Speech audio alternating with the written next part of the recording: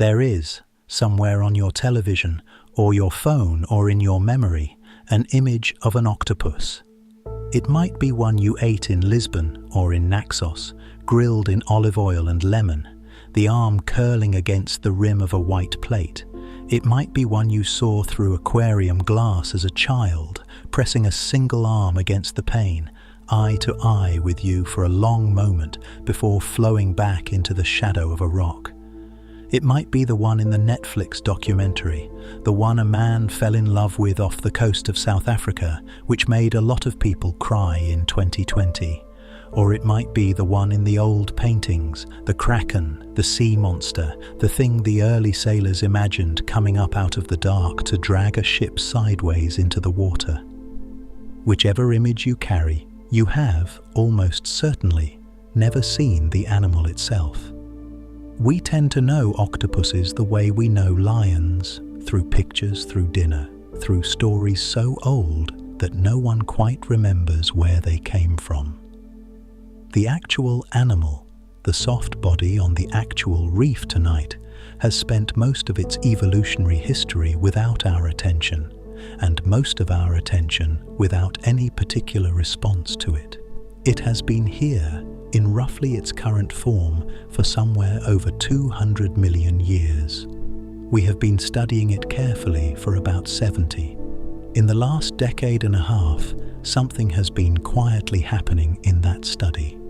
A small group of researchers scattered across labs in Israel, Australia, Brazil, the United States, Spain, and Italy has been producing results that, taken together, read in sequence, do not quite fit the textbook anyone was taught from. The octopus, as we are coming to understand it, is not the animal we have been describing for the last 2 centuries. The behavior is stranger. The biology is stranger. The cognition is, in ways that are still being argued over in print, possibly something we do not yet have a clean word for. And then, on the 19th of April, 2024, at a small academic conference at New York University, 40 leading scientists and philosophers signed a document about it. The document is not long, 3 short paragraphs. It does not say the octopus is conscious. It says, and the language was chosen carefully, that there is a realistic possibility the octopus is conscious, and that ignoring this possibility in our decisions about the animal would be irresponsible. The signatories included some of the most senior names in consciousness research alive today: Anil Seth, Christoph Koch, David Chalmers. The declaration has, since the spring of 2024, gathered more than 80 signatures from across philosophy, neuroscience, and animal welfare science. The animal that the declaration was about, by name, is the same one on the plate in Lisbon. That is the door this documentary walks through. We are not making the case that the octopus is conscious. That case is being made, with care, by people whose job it is to make it. We are doing something quieter. We are spending the next 2 hours with an animal that almost all of us recognize and almost none of us know, and we are letting what the last 50 years of patient research has actually shown about it accumulate in the order it accumulated into a portrait that by the end will not quite be the animal you started with. Some of what we'll meet is anatomy. Some of it is behavior. Some of it is the kind of finding that, when it lands, slows the reader down. The kind of fact that makes you put the book down for a minute and look out the window. A note before we begin about how to listen. This is a long piece, designed for night. It moves slowly. It dwells on scenes. The animal does not need to be rushed at, and neither do you. If you fall asleep before the end, that is the intended outcome. The octopus, wherever it is tonight, is doing its work without us. We are listening in. One small favor. If what you're listening to feels worth being made, the subscribe button does more for a channel like this than almost anything else, and the comments, which we read, are part of what tells us what to make next. And here is a question, if you feel like answering it. Have you ever had a moment with an octopus, in a tide pool, in an aquarium, on a dive, on a plate, where the animal seemed to look back at you specifically? I would like to know, and I think the answers will be more interesting than most of what is written about this animal in popular places. We will begin in New Zealand in April of 2016, on a night when one octopus did something nobody at the aquarium thought was possible. And we will spend the rest of the documentary slowly working out what that night meant. The aquarium at Napier sits on the curve of Hawke's Bay on the east coast of New Zealand's North Island, where the land comes down to meet a strip of Pacific that is, even on calm summer evenings, never entirely still. It is a small aquarium by the standards of the great public collections in Tokyo or Monterey or Lisbon, but it is a well-loved one, and it has been a fixture of the Napier waterfront since the 1950s.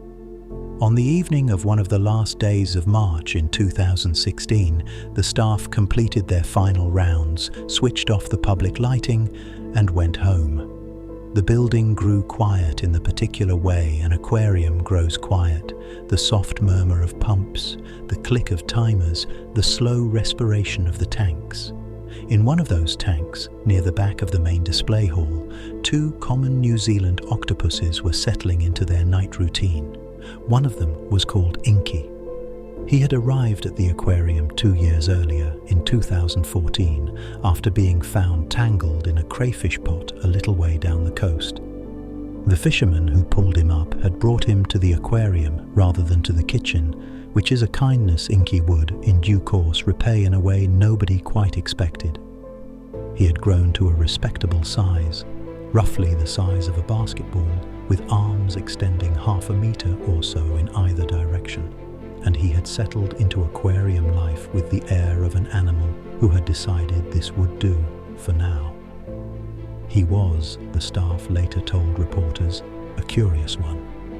He pressed himself against the front glass when visitors came. He explored. He paid attention. The other octopus was named Blotchy. The staff are not entirely sure, in retrospect, why they kept the two together. Common New Zealand octopuses are not, as a rule, particularly tolerant of each other's company. But the tank was large enough, and the two of them had reached a stable accommodation, and there had been no trouble. Blotchy was, by all accounts, the calmer of the two, the less inquisitive, the one who stayed where he was put. Sometime that night, the tank lid moved. It was, the staff later determined, slightly ajar, a few centimeters along one edge, where the lid had not quite seated. It was the kind of small imperfection that would have passed unnoticed during any normal day, and that, on any normal night, would have been irrelevant. An animal would have to have noticed it. An animal would have to have understood what it meant. An animal would have to have decided to do something about it. Inky did. What happened over the next few hours has been pieced together from the wet trail he left behind.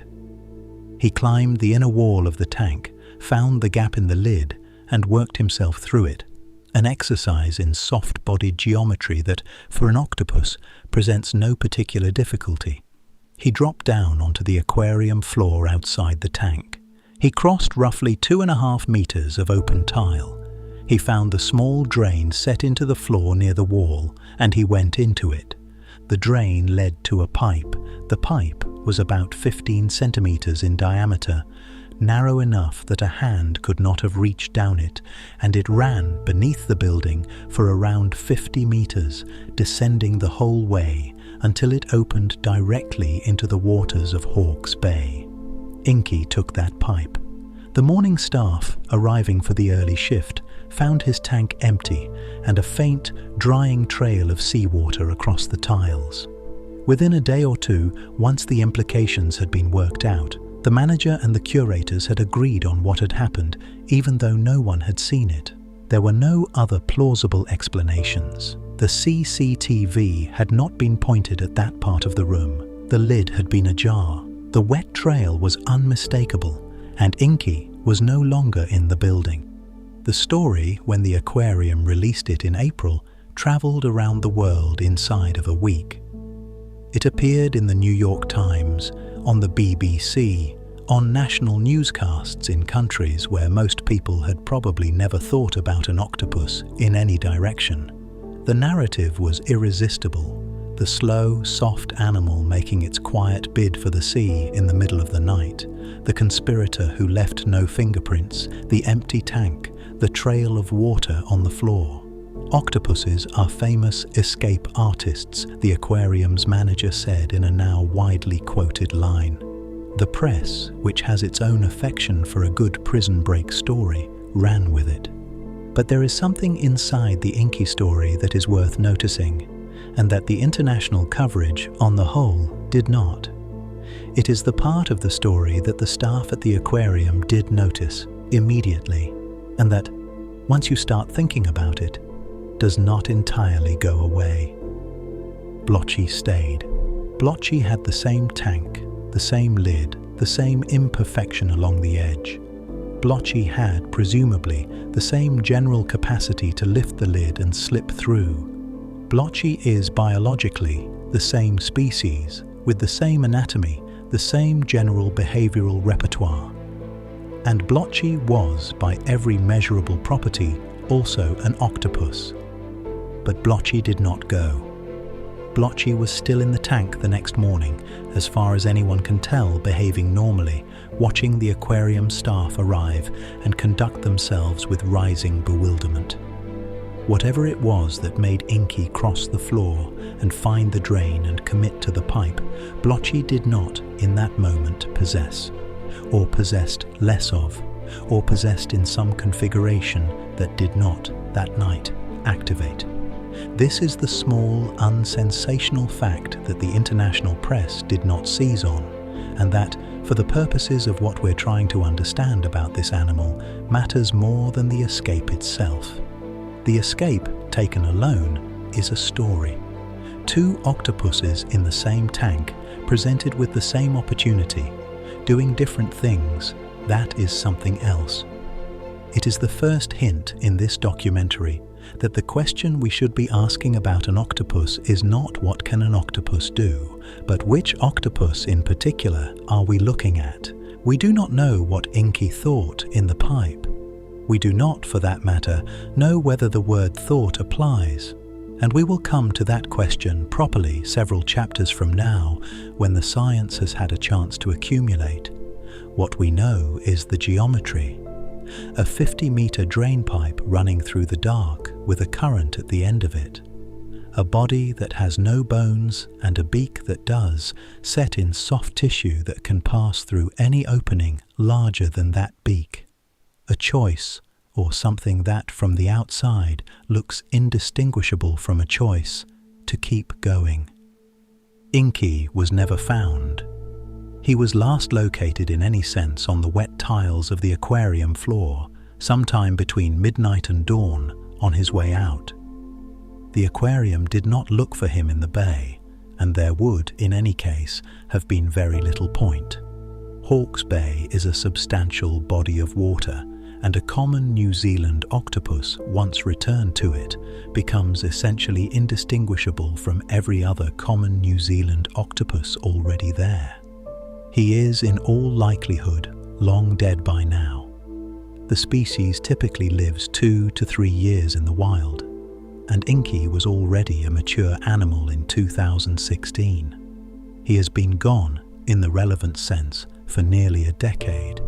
The aquarium left his tank empty for a while, and then they put a moray eel in it, a creature named Psycho, who has shown, so far, no particular interest in the drains.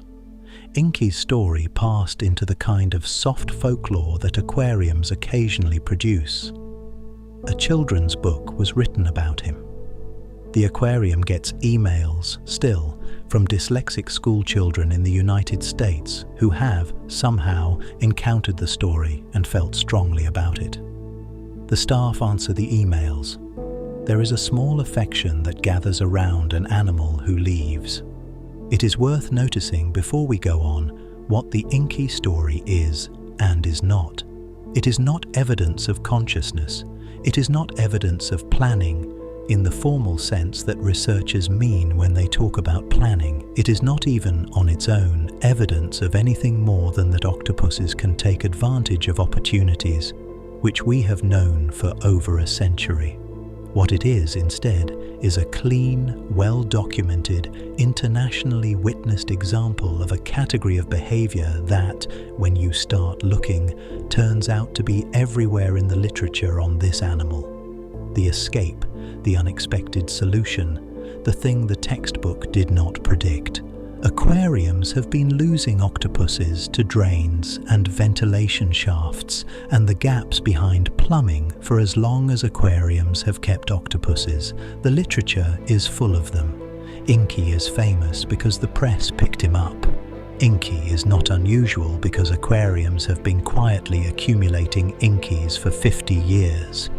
To understand why this happens, to understand why an animal whose lineage diverged from ours over 500 million years ago should be, of all the things it could be, escape-prone in the specific way that requires noticing, choosing, and acting on small structural opportunities, we have to start with the body, not the behavior, not yet. The body itself, which turns out, on close inspection, to be one of the strangest pieces of biological engineering that has ever evolved on this planet, and which contains, in its very architecture, much of the answer to why two octopuses in the same tank might do two differ. There is a stretch of coast, a little to the south of Naples, on the western side of the Italian peninsula, where the limestone of the inland country comes down to meet the Tyrrhenian Sea in a series of pale, slow-eroding cliffs. The water at the base of the cliffs is shallow for a long way out and shot through with rocks that the sea has been shaping for as long as there has been a sea in this part of the world. It is one of the oldest continuously studied stretches of marine habitat in Europe.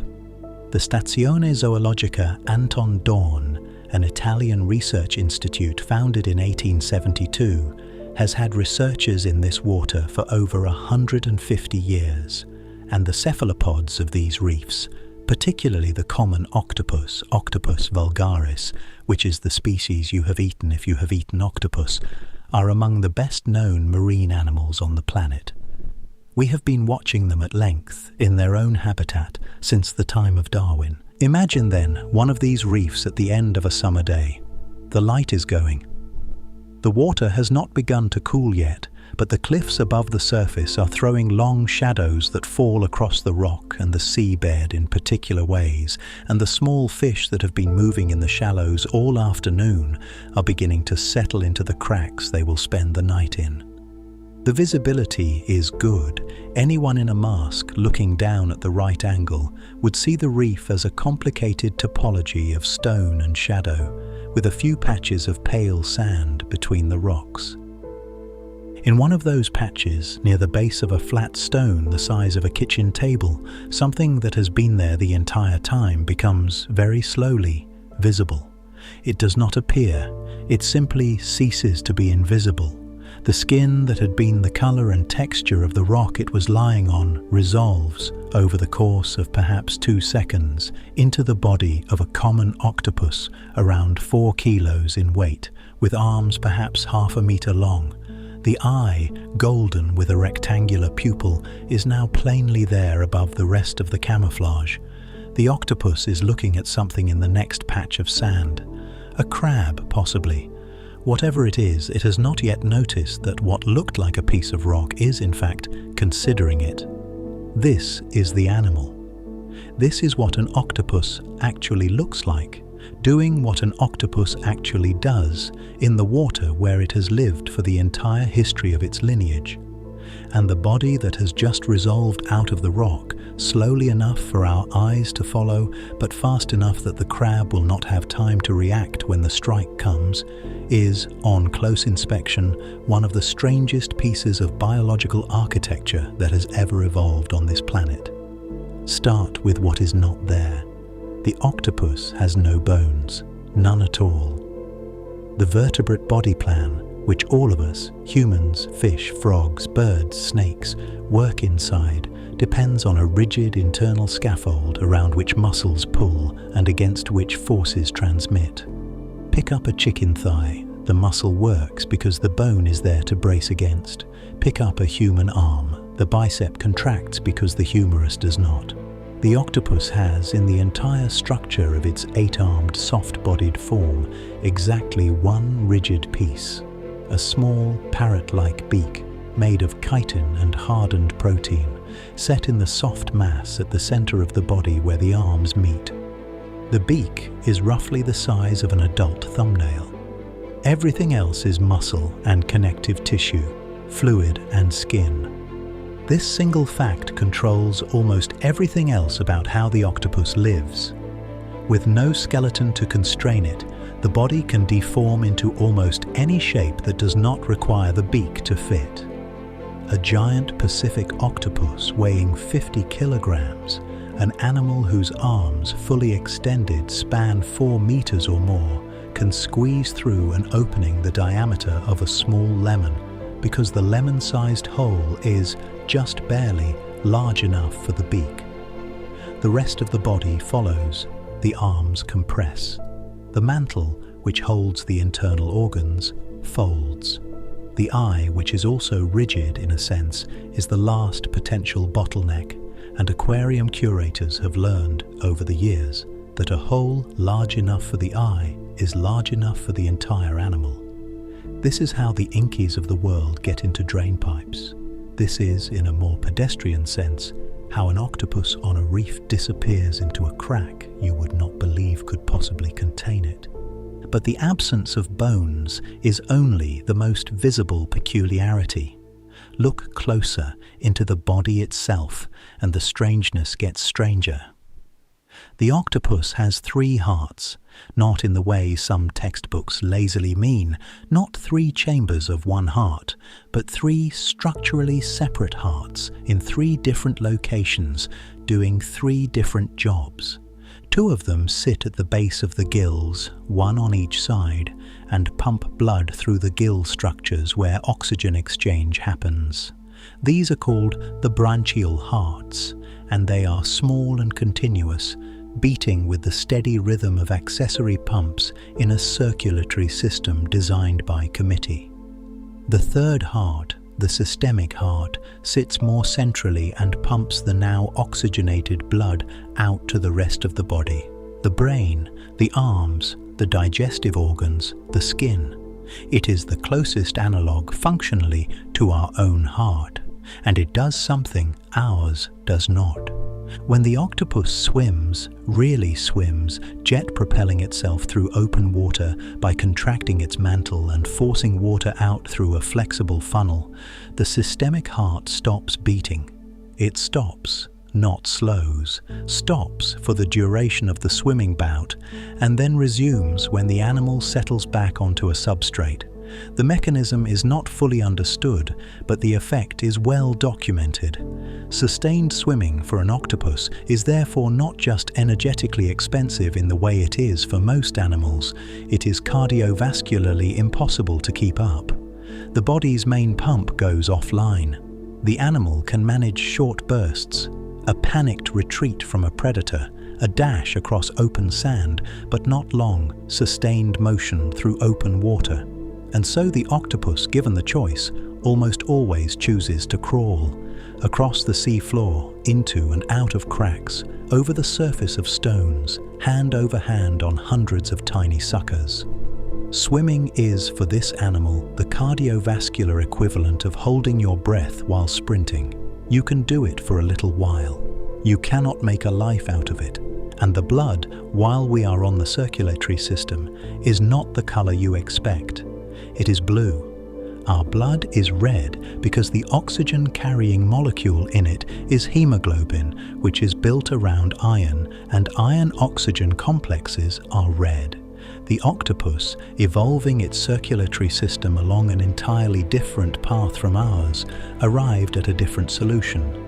Its oxygen-carrying molecule is hemocyanin, built around copper. Copper-oxygen complexes are blue.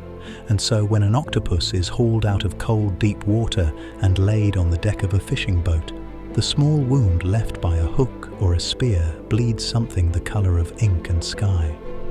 The choice of copper over iron is not arbitrary. Hemocyanin is, at low temperatures and low oxygen pressures, exactly the conditions that prevail in deep and cold marine habitats, substantially more efficient than hemoglobin. It is one of the reasons cephalopods, including the deep water species, have been able to occupy the oceanic depths as comprehensively as they have. It is also one of the reasons the octopus we have just been watching in the relatively warm shallows of the Tyrrhenian is comfortable in the same body plan as a granulodome at 1,400 meters in Monterey Canyon in water just above freezing. The blue blood in the cold is doing better than ours could. Move outward from the circulatory system to the surface of the animal, and the architecture continues to be unfamiliar. The skin of an octopus is not, in the way our skin is, primarily a protective barrier. It is, more accurately, a sense organ and a display surface, layered with technology we have only properly worked out in the last few decades. It contains 3 different optical layers, each doing different work: pigment cells that can be expanded and contracted to change color, reflective platelets that can be tuned to produce structural color, and a passive white scattering layer beneath both. And over all of this, a system of small muscular bumps called papillae that can change the texture of the skin from glass smooth to rocky spiked in a second or two. We will come back to this whole system in detail when we look properly at how the octopus camouflages itself. For now, the relevant point is that the skin is, in some real sense, an output device controlled by a nervous system that takes input from elsewhere, including, as we will see, from the skin itself, and uses the surface of the body to display, very rapidly, whatever response the moment requires. And then there are the arms. Each of the 8 arms is a continuous muscular structure capable of extending, contracting, bending, and twisting at any point along its length, with no joints to constrain it.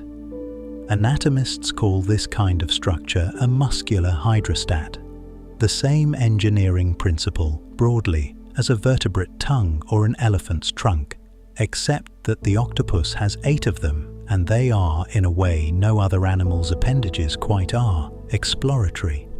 The arms move ahead of the rest of the body. They probe. They reach into cracks the octopus cannot see into. They taste what they touch, because the inside surface of each arm is lined with suckers, roughly 240 per arm, and each sucker is, in the densest concentration of chemical sensors found in any animal we have studied, packed with chemoreceptors. There are about 10,000 of them in every 3 millimeter sucker. Multiply across the suckers, multiply across the arms, and the octopus is, in total, equipped with somewhere in the neighborhood of 2,000 suckers, each one capable of independently tasting the surface it presses against. A human fingertip, in comparison, has a few hundred mechanical receptors and almost no chemical ones in the same area. We feel surfaces, the octopus tastes them. When the arm of an octopus probes a crevice in the reef, the animal is gathering information about what is inside that crevice, its chemical signature, its texture, the molecules dissolved in the water around it, at a density of sensory input that, scaled to our own bodies, would be the equivalent of putting your tongue on every centimeter of every surface you touched, simultaneously, all day. The body we are looking at, then, is something like this: a soft-bodied animal with one hard part the size of a thumbnail, 3 hearts, the largest of which has the inconvenient habit of stopping when the animal swims. Blood the color of ink, optimized for cold, a skin that displays, a set of 8 arms that taste, and inside all of this, a nervous system organized in a way that no vertebrate nervous system is organized, which is the strangeness we have to talk about properly before any of the rest of this documentary will quite make sense. Because the question of where in this animal the animal is located has turned out, in the last 20 years of careful research, to be one of the most genuinely unresolved questions in cognitive science. But before we get to that, it is worth holding for a moment the picture of the body itself. The animal on the reef south of Naples, still motionless in its color-matched stillness, has by now made its decision about the crab. The strike, when it comes, will be too fast for the human eye to follow at normal speed, somewhere around 1/10 of a second from rest to capture. The arms will deploy. The web of skin between them will billow outward. The crab will, briefly, be enveloped in something it did not know existed. And the body that did this, the body that has been waiting on the reef in perfect stillness for some uncertain stretch of minutes, 3 hearts beating, blue blood moving through cold water, 2,000 suckers tasting the rock beneath it, will fold the crab in and begin, with the small parrot beak at the center of itself, to feed. This is the animal. We have not yet touched on what it can do. We have only described what it is. The eye of an octopus, when you look at it closely, is one of the most uncomfortable similarities in nature. It is not the eye of a snail or a crab or any of the other invertebrates an octopus is technically related to. It is, by every visible measure, the eye of a vertebrate, a proper camera eye with a circular pupil that can dilate and contract, a lens that focuses, a vitreous fluid inside the chamber, and a retina that catches the light at the back. If you saw it in isolation on a dissecting tray, you might mistake it for the eye of a small mammal. The resemblance is close enough that early naturalists looking at it were genuinely confused about what to make of an animal so far from us that nevertheless looked at the world through what was, to all appearances, our own kind of eye. The resemblance is not an inheritance. The octopus eye and the vertebrate eye descend from a common ancestor that did not, in any meaningful sense, have eyes, only patches of light-sensitive cells, the simplest possible precursors. From that common starting point, 600 million years ago, 2 entirely separate lineages, working entirely independently, arrived at almost the same engineering solution. The biologists call this convergent evolution, and it is the kind of thing that, once you notice it, becomes hard to stop noticing. The eye is so good at the job of forming an image of the world that 2 unrelated branches of the tree of life, given enough time and enough generations, found their way to it from completely different directions. There is even a small, useful improvement on our version. In the vertebrate eye, the optic nerves grow through the retina rather than behind it, which is why we all have a blind spot in our visual field, an architectural flaw inherited from the way the eye developed in our embryonic ancestors hundreds of millions of years ago. In the octopus eye, the nerves grow behind the retina, the way a more sensible designer would have done it. The octopus has no blind spot. Its visual field is, in that one specific sense, cleaner than ours. And yet, for all the engineering, the octopus eye contains exactly one type of photoreceptor. This single fact is, on its own, one of the strangest puzzles in sensory biology, and it took the field a long time to take it seriously, because the implication is so counterintuitive that researchers spent decades looking for ways around it. A photoreceptor is the cellular machinery that turns light into a neural signal, the same kind of cell that lines the human retina. We have several different types in our eyes, each sensitive to a different range of wavelengths, which is how we see color. The differences between the signals from the different receptor types are what the brain interprets as red or green or blue. If you only have one type of photoreceptor, you do not, in any standard sense, see color. You see what we would call grayscale, light and dark, brightness and shadow, but not hue. The octopus has one type, so does the cuttlefish. so does the squid. They are, by every measurable property of their visual receptors, colorblind. The eye that resembles ours so closely is, on this single dimension, fundamentally different. They live in a world of greys, and they execute with no apparent difficulty some of the most precise color-matched camouflage in the animal kingdom. An octopus on a coral reef, surrounded by reds and yellows and blues that any human diver can plainly see, will adjust its skin to match the color of whatever it is sitting on, not approximately, not generally, exactly. Place a cuttlefish on a checkerboard pattern of black and white squares, and it will produce a checkerboard pattern on its skin within seconds, sized and oriented to match. The color matching is so accurate that, for years, the color blindness result was treated by some researchers as something that must be wrong.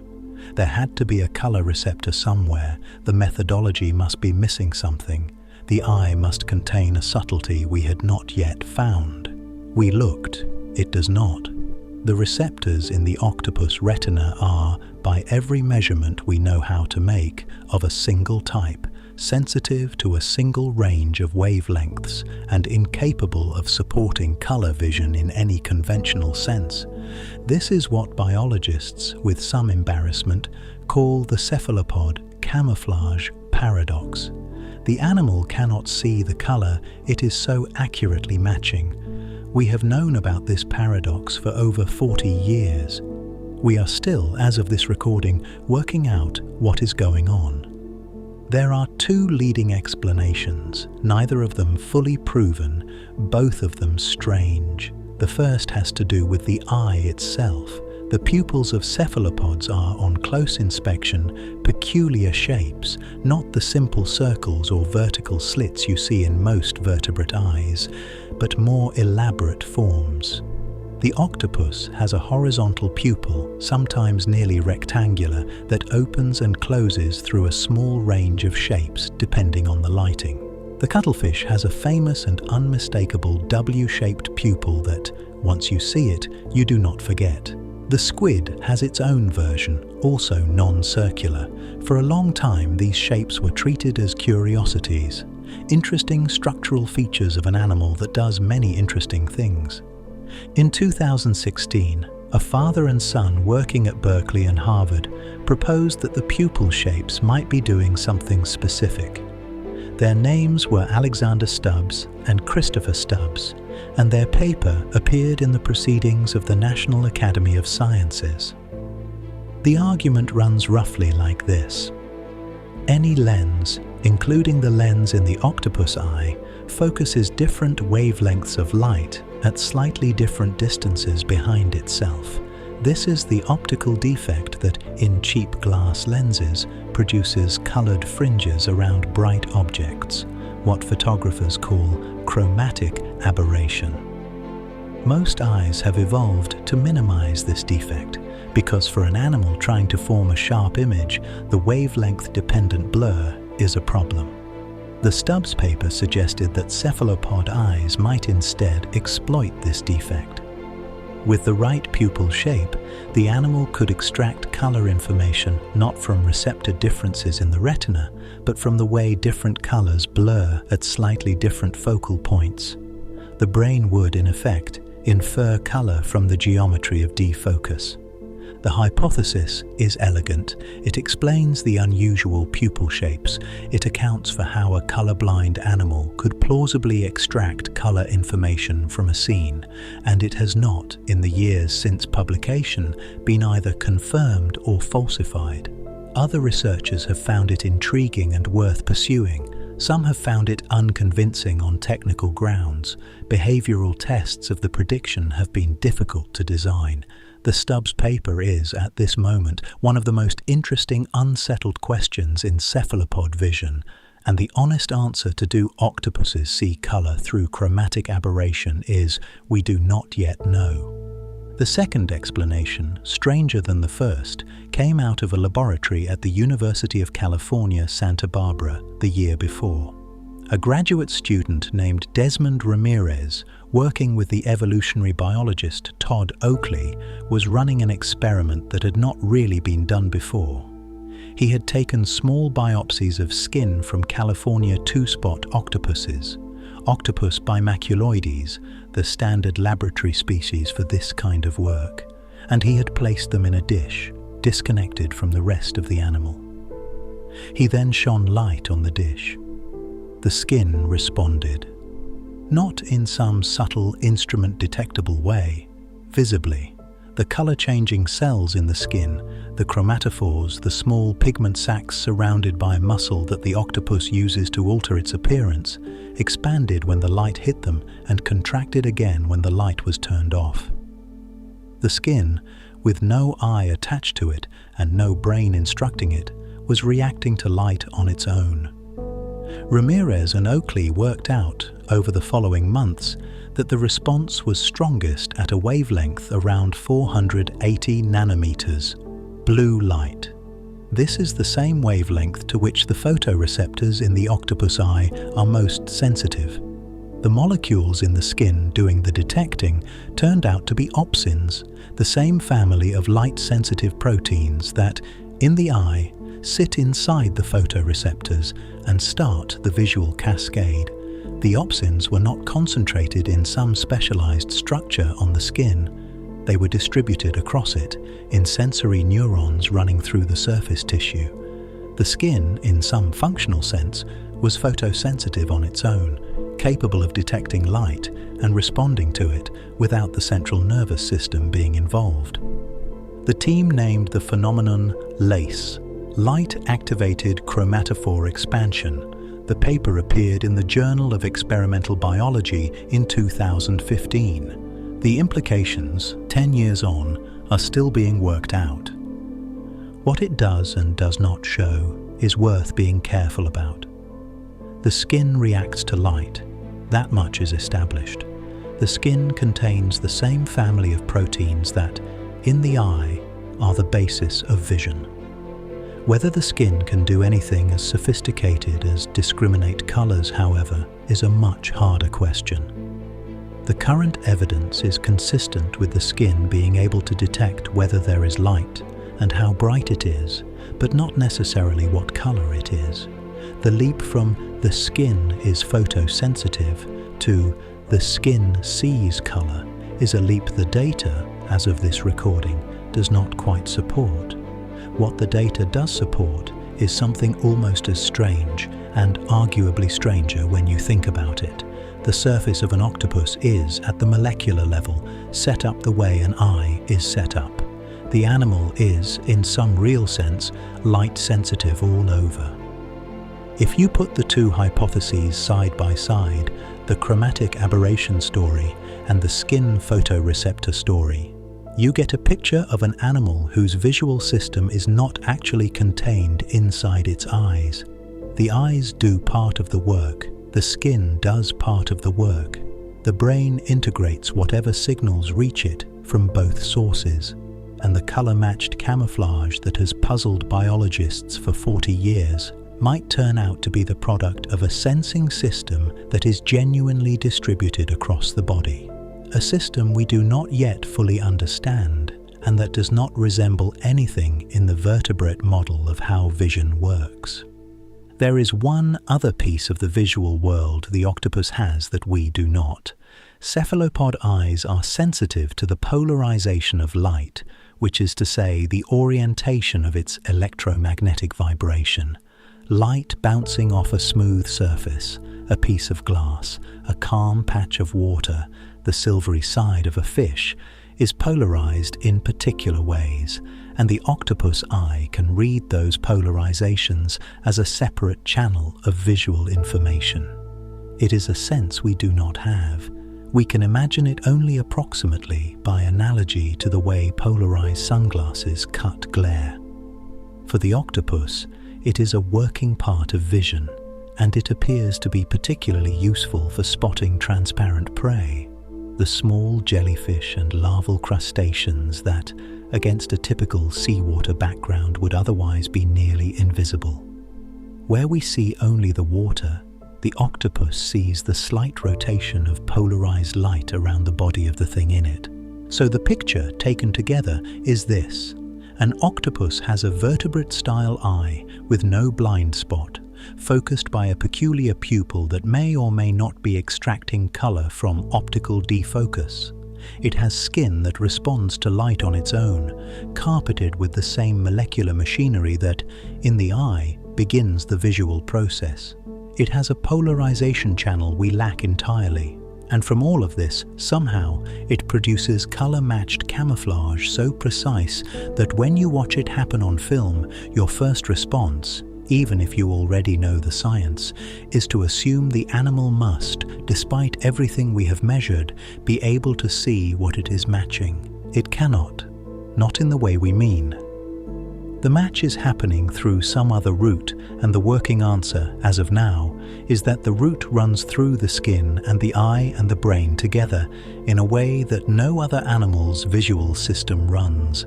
The octopus is doing something we have not yet found a clean word for. We are, in real time, in the process of finding one. This is the recurring shape, you may already have noticed, of what science learns when it looks at this animal carefully. The textbook says one thing. The careful work shows something different. The careful work shows something different because the animal is not built the way the textbook assumed it was built, and the assumption, usually, was that the octopus would be a simpler version of something we already understood, when in fact it is a more complicated version of something we did not yet know existed. The eye is one example, the arms are another, and the arms, when you look at them properly, turn out to be where the strangeness of this animal stops being a puzzle of biology. There is a piece of footage, originally filmed in a laboratory at the Hebrew University of Jerusalem in the late 1990s, that for a long time was not widely shown outside the cephalopod research community. It shows the arm of an octopus, severed at the base, lying on a flat surface in shallow saline. The arm is alone. The animal it belonged to is not in the frame. The arm has been disconnected from any nervous system other than the one it contains within itself. The arm is still moving. It is not thrashing in the way the limb of a freshly killed crab might twitch from residual electrical activity. It is doing something more organized than that. When a small object touches its surface, the arm bends toward the contact point, curls around the object, and brings it toward where the mouth of the octopus would be if the rest of the octopus were there. When you stimulate it at a different location, it reaches in a different direction. The motion is coordinated. The motion is, in the careful language of the paper that eventually described it, kinematically indistinguishable from the same arm, performing the same actions on an intact animal. Whatever it is that the arm of an octopus is doing when it reaches for something, it is, on the evidence of this footage, doing most of it on its own. The paper appeared in Science in 2001 under the names of German Sumbre, Joram Gutfreund, Graziano Fiorito, Tamar Flasch, and Benjamin Hochner. Hochner's laboratory in Jerusalem had been working for over a decade on the basic problem of how an octopus moves, a problem that is harder than it might sound because the 8 arms of an octopus are not jointed limbs of the kind a vertebrate brain knows how to plan motion for.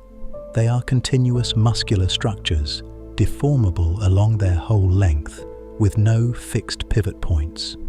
The number of possible configurations of a single octopus arm at any given moment is astronomical. The number of configurations of all 8 arms simultaneously is, by any reasonable accounting, larger than the brain of the animal could plausibly compute from scratch in real time. And yet the animal moves perfectly well. Something, somewhere, is doing the work of coordination. The question Hochner's group was asking was where exactly that something is located. The severed arm experiment was their answer, or the beginning of one. The motor program for reaching, the underlying sequence of muscle contractions that produces a coordinated extension and grasp, is not stored in the central brain of the animal and sent out to the arm as a stream of detailed instructions. It is embedded in the arm itself, in the local nervous tissue running along the inside of the arm, in the small ganglia that sit beneath each sucker. The brain does not micromanage the reach. The brain, broadly speaking, decides that a reach should happen, and the arm works out how. To understand why this is so unusual, it helps to compare it briefly with how a vertebrate arm works. When you reach for a cup, the motor cortex of your brain plans the trajectory, the cerebellum coordinates the timing, and a stream of motor commands travels down the spinal cord and out to the muscles of your shoulder, your upper arm, your forearm, and your hand. The muscles do the work, but the planning, the timing, and the sequencing happen centrally. Cut the spinal cord and the arm stops working. The arm has, on its own, almost no capacity to do anything. Whatever local reflexes survive in the muscles themselves are too crude to support coordinated motion. The octopus arm is not built this way. The arm has, inside it, the equivalent of its own spinal cord, an axial nerve cord running the length of the arm, with side branches going to each of the roughly 240 suckers. Each sucker has its own local cluster of nerve cells. The whole arm, taken as a unit, contains tens of millions of neurons, more by a large margin than the entire nervous system of most insects. And the connections between this arm-level nervous system and the central brain of the animal are, by the standards of any vertebrate connection of comparable importance, astonishingly sparse. This is the figure that, when researchers first quantified it, took the field a moment to absorb. The total number of nerve fibers connecting the central brain of an octopus to the nervous system of its arms is approximately 30,000. 30,000 fibers in total between the part of the animal that is doing high-level decision-making and the 8 separately controllable limbs through which the animal acts on the world. To put this in some perspective, the corpus callosum, the band of nerve fibers that connects the two hemispheres of a human brain, contains around 200 million fibers. The octopus's brain-to-arm bandwidth is, in round numbers, 3 orders of magnitude smaller than the bandwidth between the left and right halves of your head. This cannot work the way our nervous systems work. There simply isn't enough wire for the kind of detailed central control that vertebrates rely on. The brain is not sending instruction streams down to the arms in the way your motor cortex sends instructions to your fingers. It cannot be. The bandwidth is too low. Something else must be happening, and what the last 20 years of careful research has shown is that what is happening is a division of cognitive labor, the like of which has not been described in any other animal. The arms, in a real and measurable sense, decide much of what they do on their own. They feel their way through cracks in the reef using the chemical sensors in the suckers. They recognize objects by texture and taste. They form local responses to local conditions without consulting headquarters. The brain coordinates. It sets goals, it integrates information across the arms, it makes decisions that involve the animal as a whole. But the brain does not and could not manage the moment-to-moment work of 8 independently active appendages. The work is delegated. The work is, in some real sense, distributed. This is the architecture that, in popular accounts, has been compressed into the slogan, "The octopus has 9 brains." It is a memorable phrase. It is also, on close inspection, slightly wrong, and the way in which it is wrong matters, because the truth turns out to be more interesting than the slogan suggests. The octopus does not have 9 brains in the sense of 9 independent decision-making units, each capable of running the whole animal. It has one central brain, located between and behind the eyes, with somewhere between 40 and 50 million neurons. And it has, in each of the 8 arms, a substantial nervous system of its own, all of which together account for roughly 350 million additional neurons. The split is, very roughly, that about 2/3 of the animal's neural tissue is not in its head, it is in its limbs. But the arm nervous systems are not autonomous brains. They are subsystems, components of a larger architecture that, taken together, constitute the animal's cognitive apparatus. They handle local sensorimotor work. They do not, on their own, plan a hunt or decide which prey to pursue or remember that the second crevice on the left of the den entrance leads to a place where crabs have been found before. That kind of integration appears to happen centrally, in the brain proper. What the arm nervous systems do, and what the central brain delegates to them because it has no other option, is the moment-to-moment work of being an 8-armed body in the world. The implications of this are still being worked out, and they touch some of the oldest questions in the field of cognitive science. Where in a body organized this way is the mind? Is there one mind located centrally that has 8 semi-autonomous tools for interacting with the world? Or is the mind itself distributed? 8 arm minds, each handling its own affairs, plus a central mind that does the integration. The vertebrate model, the one we are all working inside, assumes a strong central locus of cognition. The brain is where the animal is. In a sense, the spinal cord and the limbs are not. The octopus does not obviously fit this model. Whether it should fit it at all, or whether we need a different model for animals built differently, is a question the field is at present openly arguing about. There is a related question that the severed arm experiment on its own does not settle, but that is worth raising because it is the question almost everyone asks the first time they see the footage. Does the severed arm feel anything? Is it in any sense still alive in the way that matters? The honest answer is that we do not know, and it is probably the wrong question. The arm has local nervous tissue intact. It can respond to stimulation in coordinated ways. Whether anything that we would recognize as experience is happening in that local nervous tissue in the absence of the central brain is not something we have any reliable way to investigate. The cautious researchers in the field are careful not to overclaim. The arm does what it does. What it is like to be the arm, if there is anything it is like at all, is not currently a question science can answer. We can only describe the behavior. What we can say is that for the intact animal, the arms are not passive instruments. They are not the mechanical end effectors of a centralized intelligence. They are part of how the octopus thinks. When an octopus is solving a problem, opening a jar, navigating a maze, working out how to extract a crab from a crevice, the arms are not just executing the brain's solution, they are exploring in a way that helps generate the solution. The information they gather, through their tens of thousands of chemical receptors, feeds into the central decision-making process. The animal thinks, in part, by reaching. This is a different relationship between body and mind from the one we are used to. Our limbs do not contribute, in any direct sense, to our cognition. We move them in service of plans we form in our heads. The octopus appears to do something closer to the other way around. The arms gather information and act on it locally, and the brain integrates what comes back.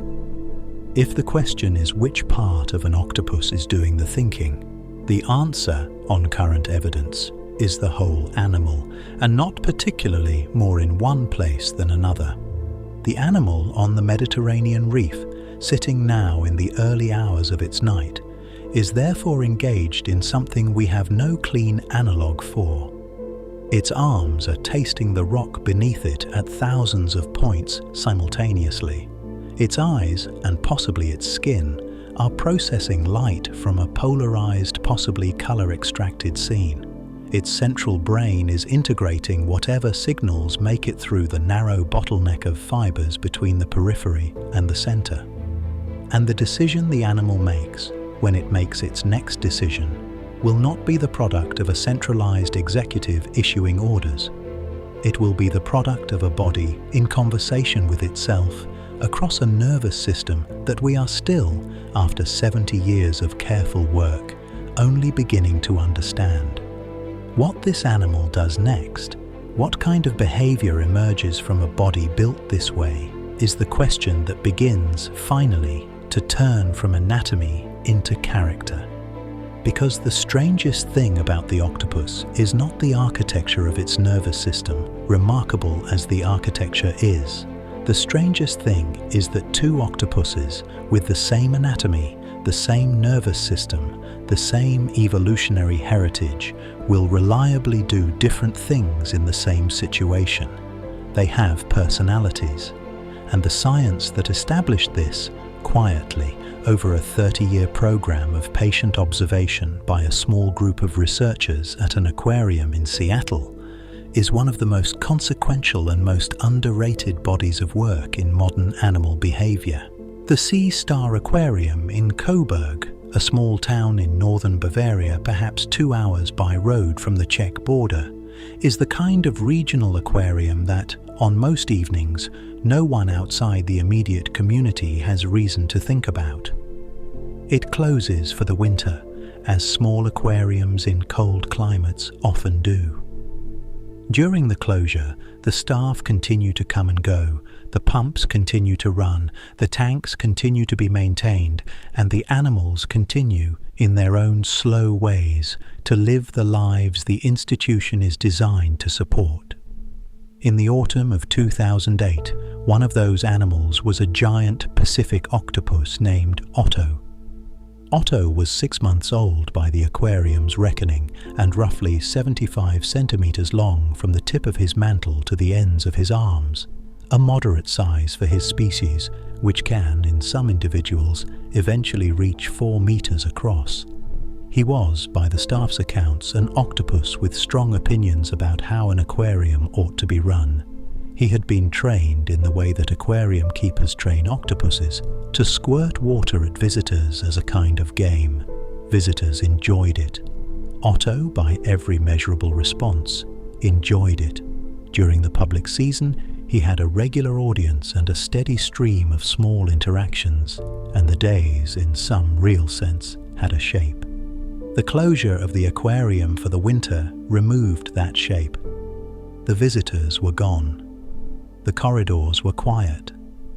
The staff went home earlier. Otto, who had grown used to a particular daily rhythm, did not. The first sign that something was off came when the aquarium's electrical system shorted out one night.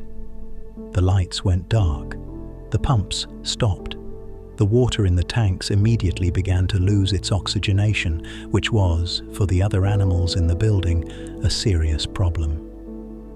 The aquarium's emergency systems flagged the failure, the staff came in, the breakers were reset, and the building was restored to normal operation.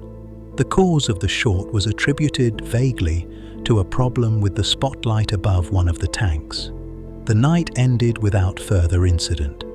The next night, the same thing happened. The same spotlight, the same blown breaker, the same emergency response. By the third night, the staff had decided that whatever was going wrong needed to be observed directly, and the director of the aquarium, Elfriede Kummer, made the decision to keep one of the keepers in the building overnight, on the floor in front of the tank in question, with the lights dimmed and a notebook ready. What they saw was Otto, sometime in the early hours of the morning, climbing the inside wall of his tank, hauling the upper part of his body over the rim and aiming a precise jet of water through the flexible siphon that an octopus normally uses for jet propulsion, at the 2,000-watt overhead spotlight several feet above the tank. The water hit the lamp shorted, the breaker tripped, the building went dark. Otto, by the time the staff member could get to the light switch, was back in his tank, draped over a rock, by every visible sign uninvolved in any of it. The story made the German papers within a week, and the international wire services within 2. Otto became, briefly, the most famous octopus in the world, until Inky took the title 8 years later. The aquarium moved the spotlight higher, beyond Otto's reach. Otto denied this particular form of entertainment, found others. He learned to juggle the hermit crabs that lived in his tank, picking them up, releasing them, picking them up again, and he developed a habit of throwing rocks at the glass, hard enough that the staff worried, briefly, about the integrity of the front panel. He rearranged the objects in his enclosure into configurations the keepers had not put them in. He grew bored, and in his boredom he made trouble. He was, in the words of his keeper, getting through the winter. What is striking about the Otto story, when you look at it carefully, is not the trouble itself. Octopuses are well known to be capable of jetting water at things, and they are well known to be capable of climbing the walls of their tanks. The behaviors, taken individually, are not novel.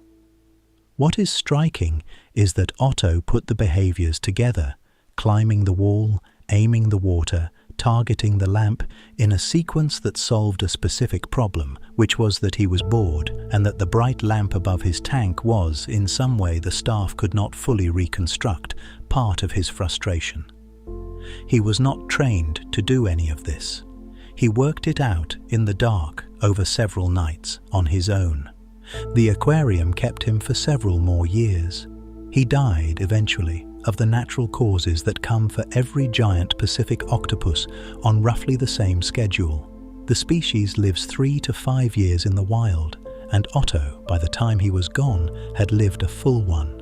His death was reported in local papers. Visitors brought flowers to the aquarium. The institution received condolence notes from people who had never been to Coburg, who had read about Otto in newspapers in countries he would never have heard of, and who had, in the way that humans occasionally do with animals they have never met, become attached to him at a distance. If Otto were the only story like this, it would be an anecdote, a charming one, the kind aquariums collect over their long histories, the kind that does not, on its own, mean very much. But Otto is not the only story like this. He is one of a long lineage of named individual octopuses in aquariums and laboratories around the world who have, over the last several decades, accumulated into something that began as a curiosity and became, eventually, a research program. The research program started in Seattle at the public aquarium on the Puget Sound waterfront in the early 1990s. The aquarium had for some years been keeping giant Pacific octopuses on display, the same species as Otto, the largest octopus on Earth. And the keepers had begun to notice something they could not, at first, fit into any standard framework. The octopuses, over time, had begun to acquire names, not numbers. Names. The keepers had been giving them names because the octopuses, considered as a group, did not behave like a group. They behaved like individuals. There was one, Roland Anderson would later write, who would press her body flat against the front glass and follow visitors with her eye as they moved along the tank. She was outgoing in a way no one had expected. The keepers called her Leisure Suit Larry after the video game, with the gender confusion that comes from working with an animal whose sex is not immediately obvious from the outside.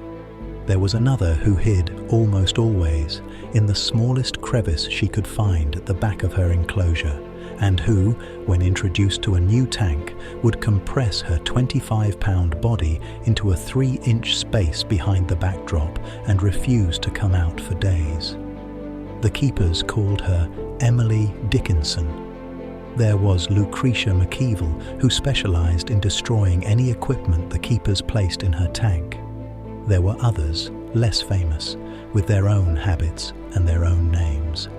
The list grew over the years. What the Seattle keepers were noticing, in their informal way, was a phenomenon that the scientific literature on animal behavior had at that point begun to acknowledge in mammals and birds, but had not, with any seriousness, applied to invertebrates. The phenomenon is what we now call animal personality, which in the technical literature means something specific, consistent differences between individuals of the same species in the same conditions that persist over time, not just one octopus having a bad day, not just temporary moods, stable, individual variation of the kind that, in humans, we organize into the concept of temperament. The idea that an invertebrate might have a personality was, in the early 1990s, not quite respectable. The conventional position was that personality required a level of cognitive complexity that invertebrates did not possess. That they were, in the framework of the time, essentially stimulus-response machines, with no individual variation to speak of beyond the small fluctuations of biology. To assert otherwise was, in many quarters, to risk being accused of anthropomorphism, which in the behavioral sciences was and remains one of the standard accusations against careless work. A psychology professor named Jennifer Mather at the University of Lethbridge in Alberta had been studying octopuses since the early 1970s in the field on coral reefs in Bermuda and Bonaire and Hawaii. She had been noticing for years what the Seattle keepers were also noticing, that octopuses in their natural habitat did not all do the same things. Some explored aggressively, some hung back. Some attacked unfamiliar objects, some avoided them. Some, given the same prey, would try one technique and stick with it. Others would try several. The variation was not random. It was patterned, individual, and reproducible across encounters with the same animal. In 1993, Mather and Anderson published a paper together in the Journal of Comparative Psychology titled, "With the Dryness That Characterizes the Literature, Personalities of Octopuses." They had taken 44 specimens of the species Octopus rubescens, the East Pacific red octopus, a smaller relative of the giant Pacific, and tested them in 3 standardized situations. They alerted the animals with a sudden tap on the tank. They presented them with a test tube brush, an object the octopuses did not like the texture of, as a threat stimulus, and they offered them food in a way that required some active behavior to obtain. The behaviors of each octopus, in each situation, were recorded systematically. When the data was run through a statistical analysis designed to identify underlying patterns, 3 orthogonal dimensions of behavioral variation emerged. The authors named them activity, reactivity, and avoidance. The dimensions were independent of each other. Each octopus in their sample of 44 animals occupied a different position in this 3-dimensional space, and the position was stable. The same octopus, tested again, scored similarly. 2 octopuses with the same anatomy and the same nervous system scored differently and consistently so. The paper was the first formal demonstration of personality in an invertebrate. It has been replicated many times since in giant Pacific octopuses, in common octopuses, in cuttlefish, in squid. The 3-dimensional structure has held up across species. The work has subsequently been extended in ways that make the original 1993 finding look modest. There are now studies showing that octopuses develop their individual differences early in life, by their 2nd or 3rd week, and that some of the variation is heritable across generations. There are studies showing that octopuses respond to novel objects in their tanks with what looks, by every behavioral measure, like play, including one famous case at the Seattle Aquarium in which a giant Pacific octopus used a floating pill bottle as a kind of ball, jetting it through the tank's inflow current so that the current returned it, and then jetting it again in a sequence that researchers have, with some reluctance, classified as the marine equivalent of bouncing a ball. What this body of work amounts to, taken together, is a quiet revolution in how the scientific community thinks about the inner lives of invertebrate animals. Before 1993, the default assumption was that animals like octopuses did not have individual variation in any meaningful psychological sense. After 1993, and especially after the replications of the early 2000s, that assumption no longer stands. Octopuses have personalities. They have, in the same technical sense the term applies to dogs or to children, individual temperaments that distinguish them from one another and that persist over the course of their short lives. The work was done patiently over decades by researchers who were careful not to overclaim. The result is now, by professional consensus, settled. This is the body of work that, when you look back at the Otto story or the Inky story, changes how you read it. Otto was not just an octopus doing octopus things, he was a particular octopus of a particular temperament who responded to boredom and to a bright overhead lamp in a way that another giant Pacific octopus in the same tank with the same lamp might well not have. Inky was a particular octopus who took a particular opening. Blotchy was a particular octopus who did not. The variation is real. It is the variation in the end that the news stories are pointing at without quite knowing how to name. The animal that escaped, the animal that shorted the lights, the animal that pressed itself against the glass. Each is one octopus of a particular kind. There are others who would have done it differently, and others still who would not have done it at all. Otto lived out his life in Coburg. The aquarium that hosted him kept his story alive after he died. They added new octopuses over the years, each with a new name. None of the subsequent ones, by the staff's quiet accounting, has been quite the same. There has not been another Otto. There will not be. He was, in the only sense the word genuinely applies, himself. Off the eastern coast of Indonesia, between Sulawesi and Bali, there is a stretch of ocean known to marine biologists as one of the most species-rich pieces of water on the planet. The region is called the Coral Triangle.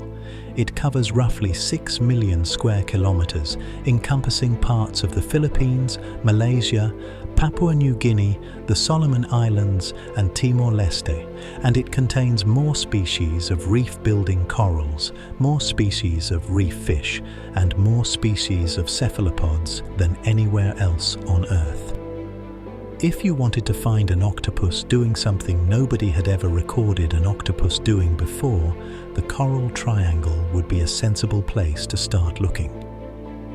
In the late 1990s, two researchers from Museum Victoria in Melbourne, Julian Finn and Mark Norman, began a series of dive expeditions to the soft bottom habitats of North Sulawesi and Bali. They were not looking for tool use. They were doing the patient, unromantic work of cataloguing the cephalopod fauna of the region, which is a multi-year project even for specialists, because so many of the species are small, cryptic and active mostly at dusk or after dark. Their dives often took them across the sandy plains that lie between the reefs, where the substrate is monotonous and the cover is sparse, and the animals that live there have to solve, in their own ways, the problem of being soft-bodied creatures in an environment that offers very little to hide behind. On one of these dives, in roughly the year 1999, Finn was photographing a small octopus, perhaps 15 centimeters long, with a pale body and a distinctive pattern of dark veining along the arms, when he noticed that the animal was doing something he could not immediately account for. The octopus had been resting beside a discarded coconut shell, one of the many that wash off the beaches in this part of the world and end up scattered across the soft seafloor. The shell had been split in half some time ago, probably by humans before being discarded, and the two halves were lying close to each other in the sand.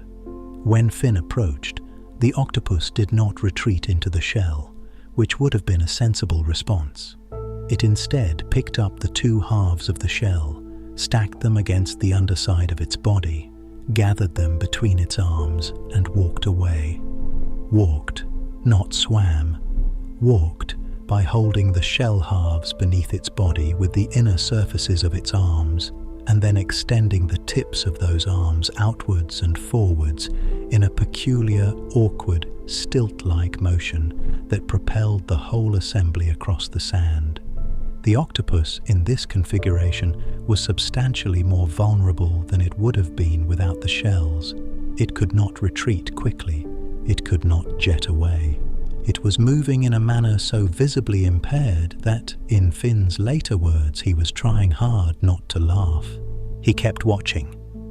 The octopus continued for several meters, then stopped, set the shells down, and used them to construct a small enclosed shelter, placing the two halves cup to cup with itself inside the resulting hollow sphere. The shelter was, in functional terms, a portable den. The animal had carried it with it. The cost of the carrying, the slow gait, the exposure, the awkward posture had been paid up front in exchange for a benefit that was realized only later when the shelter was needed. It took Finn and Norman the better part of 10 years to formally describe what they had seen. The behavior was, in any single instance, easy to mistake for something more ordinary. Octopuses are known to use foreign objects as shelter. The literature is full of accounts of octopuses occupying bottles, cans, coconut shells, and any number of other discarded items. The distinction the team was reaching for was subtler and more important. The hermit crab, which spends its life in a borrowed snail shell, is not generally considered to be using the shell as a tool. The shell provides the crab with continuous protection. The crab carries it because it is always useful. It is, in the strict sense, more like clothing than like a hammer. A tool, in the technical definition that animal behaviorists work with, is something different. A tool is an object that an animal acquires, transports, and deploys for a delayed purpose, where the act of acquiring and transporting it produces no immediate benefit, and where the benefit is realized only at a later moment when the object is used. Carrying a shell that protects you while you carry it is not tool use. Carrying a shell that exposes you while you carry it in order to have it ready when you need it later is. By the time Finn and Norman were ready to publish, they had documented the behavior in 20 different individuals of the same species across multiple sites in North Sulawesi and Bali over more than 10 years of observation. The species was named Amphioctopus marginatus. The common name is the veined octopus, sometimes called the coconut octopus. The paper appeared in Current Biology in December 2009, titled, "With the Dryness the Field Cultivates, Defensive Tool Use in a Coconut-Carrying Octopus." The reception of the paper was, in its way, more interesting than the finding itself. The behavior was clear, the evidence was clean, and the team had been careful to present it cautiously. But the claim that an invertebrate animal was using tools in the strict technical sense provoked the kind of debate that the field reserves for findings that, if taken seriously, require revisions to the textbook. Tool use had, for a long time, been treated as one of the cleaner markers of higher cognitive function in animals. The early lists were short. Chimpanzees used tools famously, including the stripped-stick termite probes that Jane Goodall documented in the 1960s. Several other great ape species have been added since. New Caledonian crows use tools and have been observed manufacturing them, bending wire into hooks, trimming twigs to specific lengths, in laboratory conditions that resemble miniature engineering work. A handful of other bird species, certain dolphins, a few primate species beyond the great apes, and now, with the 2009 paper, at least one species of octopus. The list, taken across the animal kingdom, is short and disproportionately weighted toward animals we already recognize as cognitively sophisticated. The inclusion of the coconut octopus was, on the face of it, a category violation. The other tool users on the list are all vertebrates with substantial central brains, in lineages closely related to our own. The coconut octopus is none of those things. Its lineage diverged from ours roughly 600 million years ago before the Cambrian period, in a common ancestor that did not, in any meaningful sense, have either tools or the cognitive machinery we associate with tool use. Whatever the coconut octopus was doing on the soft bottoms of Sulawesi, it had arrived at independently through a completely separate evolutionary path with a completely different kind of nervous system. The behavior and its underlying neural substrate were homoplastic, independently evolved analogues, not shared inheritances. The finding was, in this sense, a sibling result to the convergent evolution of the cephalopod eye. Different starting point, similar destination. There were objections, predictably, and they were worth taking seriously. Some researchers questioned whether the behavior really met the strict definition of tool use, or whether it was a more sophisticated form of shelter-seeking that did not quite cross the threshold. Others pointed out that 20 observations across 10 years, while not trivial, was a relatively modest sample, and that the behavior might be more occasional than the paper suggested. Still others raised the philosophical question of whether the categorical line between tool and non-tool was meaningful in the first place, whether the field had been carving up the world in a way that reflected something real, or in a way that simply privileged behaviors that looked like human behaviors. These were serious objections, and they have not been fully resolved. The behavior is now widely accepted as tool use in the standard sense, but the broader question, what the inclusion of an invertebrate in the tool user list says about the categories we have been using, remains open. The conservative view is that the behavior shows the octopus is capable of one specific kind of planning, namely the recognition that a present cost can be paid for a later benefit, and that this capacity is more widespread in the animal kingdom than the older textbook framework allowed for. The more ambitious view is that the categories themselves were never quite right, and that the cognitive capacities we have been ranking animals by are less neatly separable than we have wanted to believe. Either way, the coconut octopus, when it carries its shell across open sand, is doing something that, until 2009, was widely held to be impossible for an animal of its kind. The behavior was there, on the seafloor of Indonesia, for as long as there have been coconuts on those beaches and octopuses to use them. We simply had not, for most of the history of marine biology, been watching closely enough to see it. Finn and Norman, on their long, unromantic dives, were watching. It is worth saying something before closing about the way this finding sits within the broader picture this documentary has been building. The Otto story is one octopus working out, alone in the dark, how to short-circuit a lamp. The Inky story is one octopus working out, alone in the dark, how to find a drain. The coconut octopus is something different. Not a single animal doing something idiosyncratic, but a whole species doing something across its range, across generations, that requires the same kind of forward-looking judgment. The behavior is not the property of one clever individual.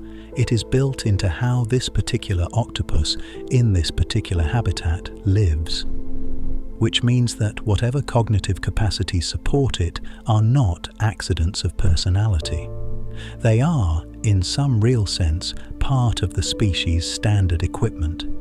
What kind of equipment that turns out to be when you investigate it in other contexts.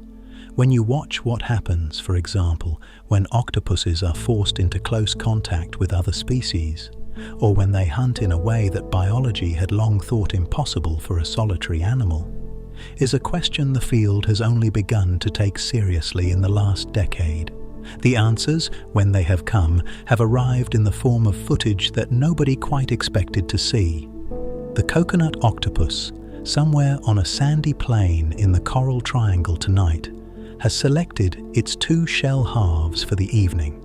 It is, in its slow, stilt-walking gait, carrying them to wherever it has decided to spend the next several hours. It does not know that its behavior has been written up in a journal in Cambridge, England, and that the journal has been cited several hundred times in the years since. It does not know that anyone is watching. It is carrying the shells because, when the night gets dangerous, it will want them. That is all. The carrying and the waiting and the unfolding of the small hollow sphere when the moment arrives, that is the whole of the behavior, and it is, by every careful measure, enough. Eduardo Sampaio is a Portuguese marine biologist who spent much of his doctoral research underwater in the Red Sea, off the coast of Israel and Egypt, mostly during the long, hot afternoons when the visibility is good and the reef fish are active. He was studying the day octopus, Octopus cyanea, a large tropical species widespread across the Indo-Pacific, which has the convenient property of being active in daylight rather than at dusk or after dark. His original research questions were the standard ones: diet, foraging behavior, the geography of an octopus's hunting range across the reef. The questions and the dives were not expected to produce anything that would change the way the textbook describes the species. What Sampaio kept seeing on those dives was that the octopuses were almost never alone. This was not, on the face of it, surprising. Reef fish congregate around active predators in any tropical sea. When a moray eel hunts, a small entourage of opportunistic species, wrasses, jacks, smaller groupers, typically forms around it, picking up the small fish and crustaceans flushed out of the rocks by the eel's intrusions. The phenomenon is well documented and has its own name in the literature: nuclear hunting, with the active predator at the center and the followers radiating around it like electrons around a nucleus. The interaction is generally taken to be one-sided. The predator does the work. The followers benefit. The predator tolerates them or ignores them. There is no real cooperation in the technical sense, no shared goal, no division of labor, no exchange. What Sampaio was watching on the Red Sea reefs did not quite fit this description. The octopuses he was tracking would frequently be moving across the reef in the company of several other species at once, a couple of goatfish, often, and a grouper or two, and sometimes a wrasse or a cornet fish along the periphery. And the group, viewed as a unit, was doing something that did not look entirely like nuclear hunting. The fish were not just following, they were searching. They would range ahead of the octopus, swimming across patches of sand and over coral outcrops, while the octopus moved more slowly behind, exploring crevices and cracks with its arms. When one of the goatfish found something, a prey item it could see but not reach, the group would converge. The octopus would arrive at the crack the fish had located, reach in with one or two arms, and either pull out the prey itself or flush it out for someone else to catch. The behavior was consistent. The behavior was reproducible. The behavior was viewed across enough hunting events, not what the textbook said octopuses did. Sampaio began to document the events systematically.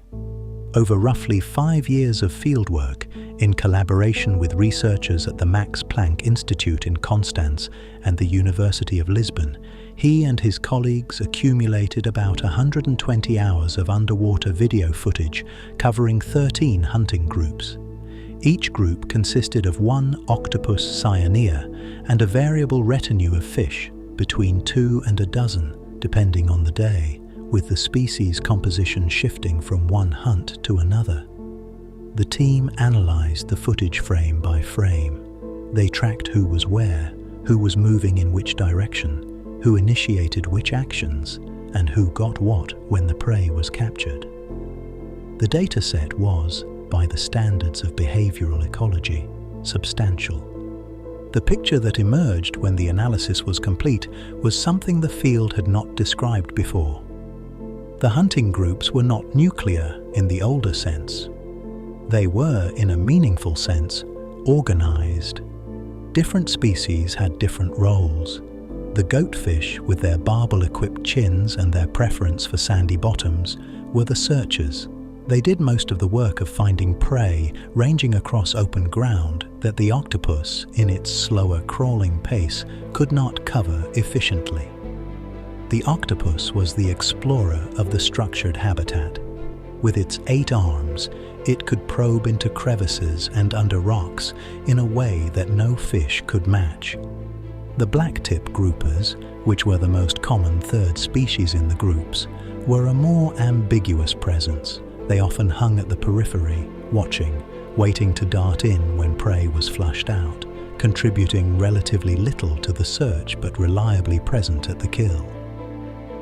But the more striking finding, when the team looked carefully at how decisions were made within the group, was that the octopus appeared to be running it. Not in any sense the octopus would have a word for, not as a leader in the chimpanzee pack or wolf pack sense, where dominance is hierarchical and the leader's authority is recognized by other group members. The leadership the octopus was exercising was something subtler and more functional. When the group was moving, it was the octopus's body language, the orientation of its arms, the direction of its slow crawl, the focus of its attention, that determined where the group went next. When prey was found, it was the octopus that decided whether the find was worth pursuing. When the group stalled, hovering in indecision over a patch of reef, it was the octopus that broke the stall by committing to a direction. The fish followed. They did not always benefit. The octopus often got the prey itself, and the followers had to settle for the scraps. But they followed, and they kept following. Hunt after hunt, day after day, across the months of footage Sampaio's team analyzed. And then there was the punching. The first time Sampaio saw it, he later told reporters he laughed out loud through his regulator. He had been filming a hunting group from a few meters back when one of the blacktip groupers had drifted slightly out of position, hanging too far behind the action or moving too aggressively toward a prey item the octopus had spotted first. The octopus, mid-motion, swung out one of its arms and delivered, with no apparent warning, a swift, open-armed strike at the grouper. The grouper recoiled. The octopus continued whatever it had been doing. The hunt proceeded. Sampaio thought at first that it was an isolated incident. As the footage accumulated, it became clear that it was not.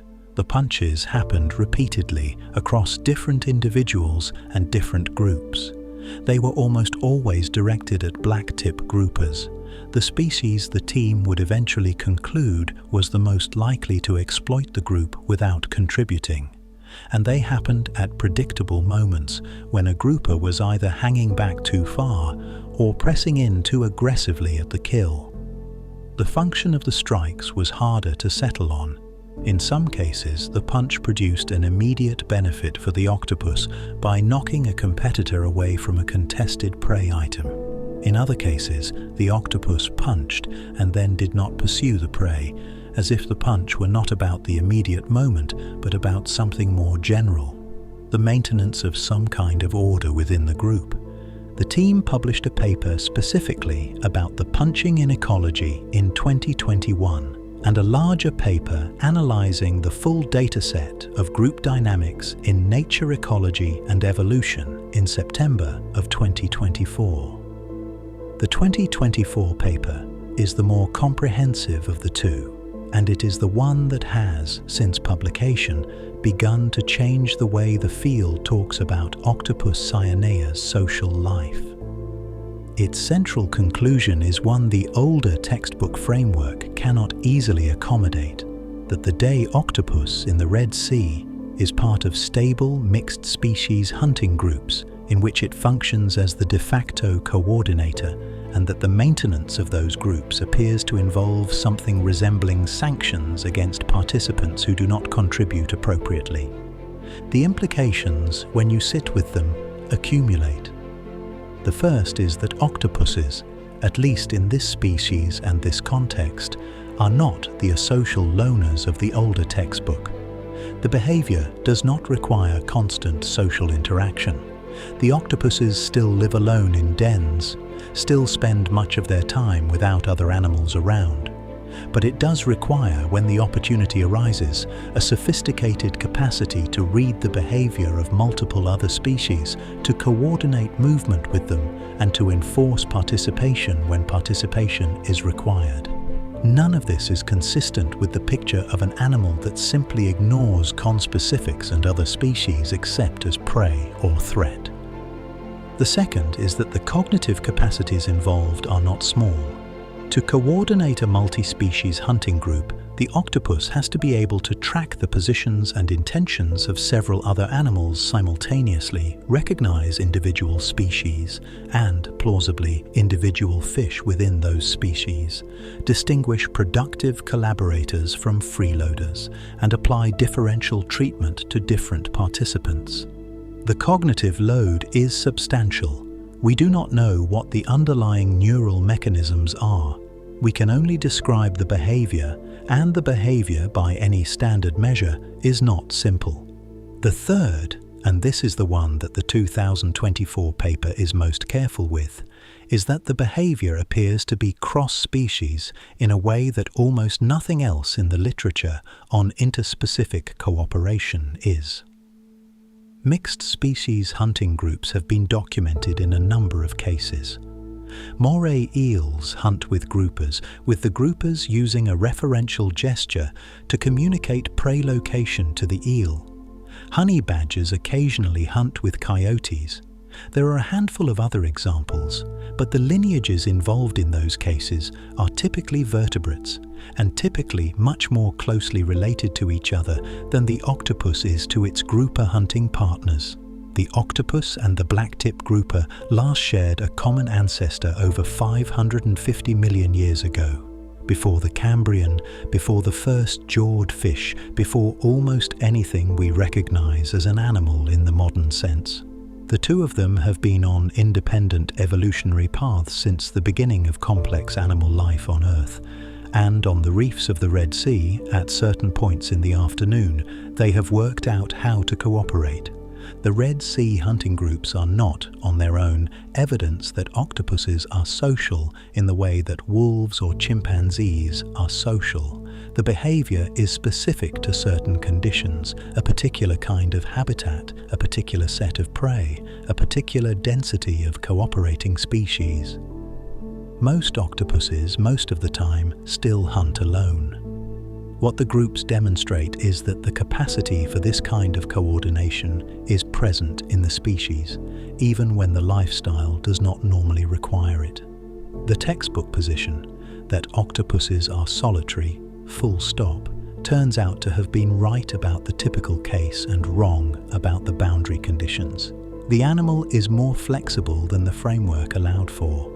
Whether the capacity for sociality demonstrated in this specific Red Sea population is something Octopus cyanea has been carrying around all along, waiting for the right ecological circumstances to express it, is a question the field is starting to ask. There is some reason to think the answer is yes. The behaviors involved, reading other animals, coordinating actions, enforcing fairness, are not the kind of capacities that would evolve from scratch in response to a single ecological niche. They are more likely the surface expression of something deeper in the species' cognitive repertoire, which raises, in turn, the question of whether other octopus species in other places might be doing analogous things that no one has yet thought to look for. And there is a place on the southern coast of New South Wales in Australia where someone did look. What was found there was, in its own way, an even sharper challenge to the textbook than the Red Sea hunting groups. A finding that, in the months and years after it was published, slowly forced the field to rewrite the entry on what octopuses are. The hunting group on the Red Sea reef this afternoon will dissolve, as it does on every afternoon, sometime before the light begins to fail. The octopus will return slowly to whatever den it has chosen for the day. The goatfish will scatter across the open sand. The blacktip groupers will move off to whatever they do when the octopus is no longer there to hunt with. They have no name for what they have been doing. They have no agreement among themselves that they will reconvene tomorrow. They simply will when the conditions are right and the resources are present, because the pattern is one their bodies, separated by more than 500 million years of evolution, have somehow learned to fall into.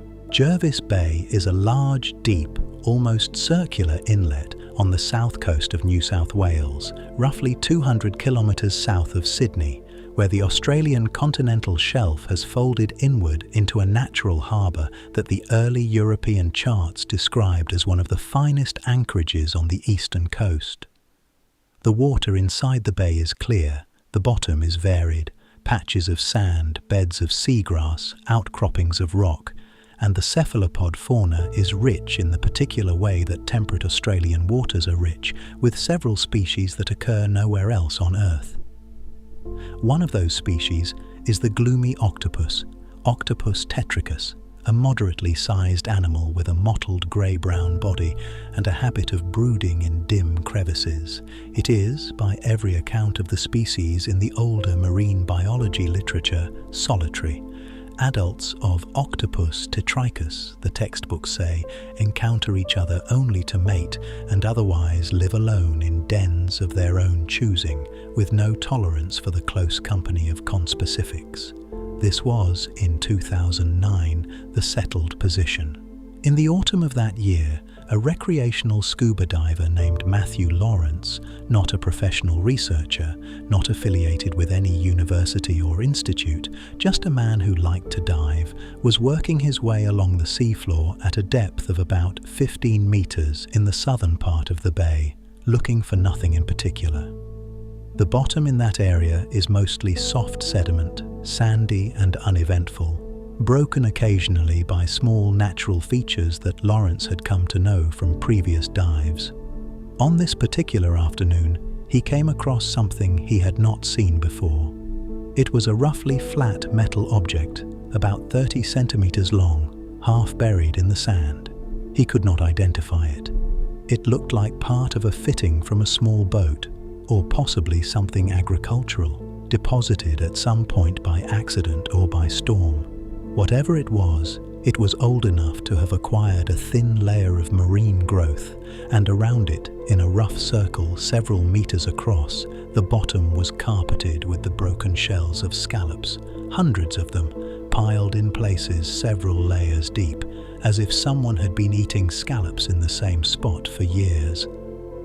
Lawrence approached. As he did, he registered that the shell midden was occupied. Octopuses, gloomy octopuses, the same species the textbooks described as solitary, were arranged across the shell bed in clusters of small dens. He counted them. There were at least 11 that he could see immediately, with more probably hidden in the dens themselves. The density was not what one would call a colony in the technical sense, but it was a great deal more than one octopus, in a place where the species standard ecology predicted one octopus or none. The octopuses were aware of him. Some of them retreated into their dens, others stayed in position and watched.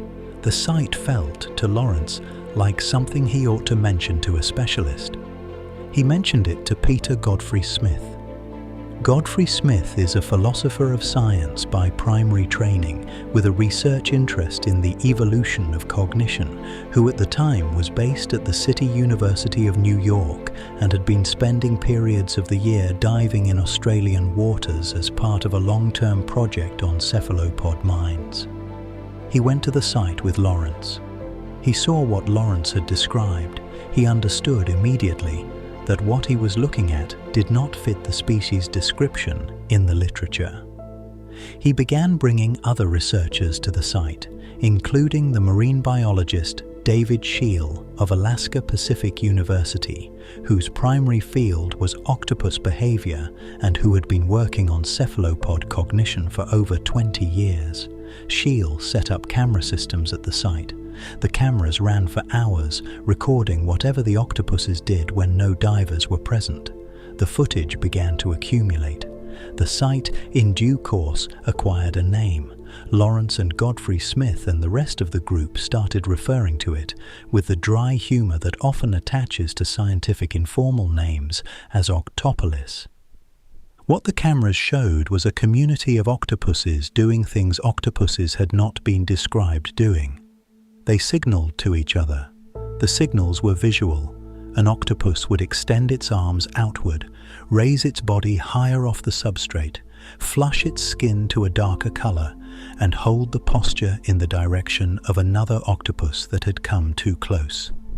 The receiving octopus, in most cases, would respond, sometimes by retreating, sometimes by holding its own posture, occasionally by escalating into a brief and visibly aggressive encounter. The signals had a vocabulary of a sort. Different postures meant different things.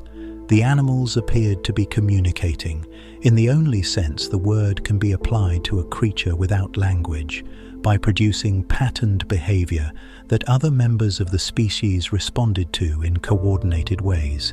They evicted each other from dens. The footage repeatedly showed an octopus approaching a den already occupied by another octopus, pressing in, displacing the occupant by sheer physical insistence, and taking over the den.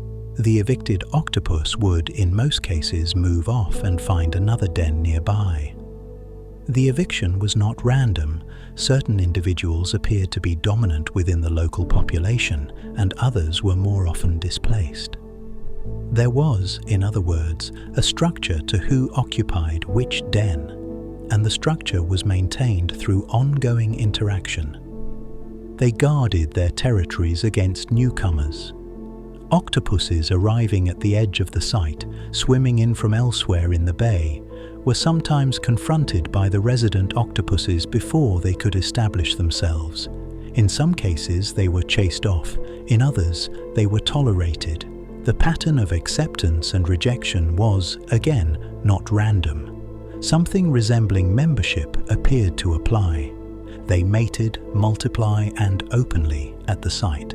The site was not just a residence, it was a meeting place for the species in that part of the bay, and the behaviors associated with reproduction, courtship displays, mate selection, mate defense, were on continuous display in the footage. None of this is what the textbook said octopuses did. By the time the team published their first major analysis of the site in Current Biology in 2016, they had been observing it for nearly 7 years.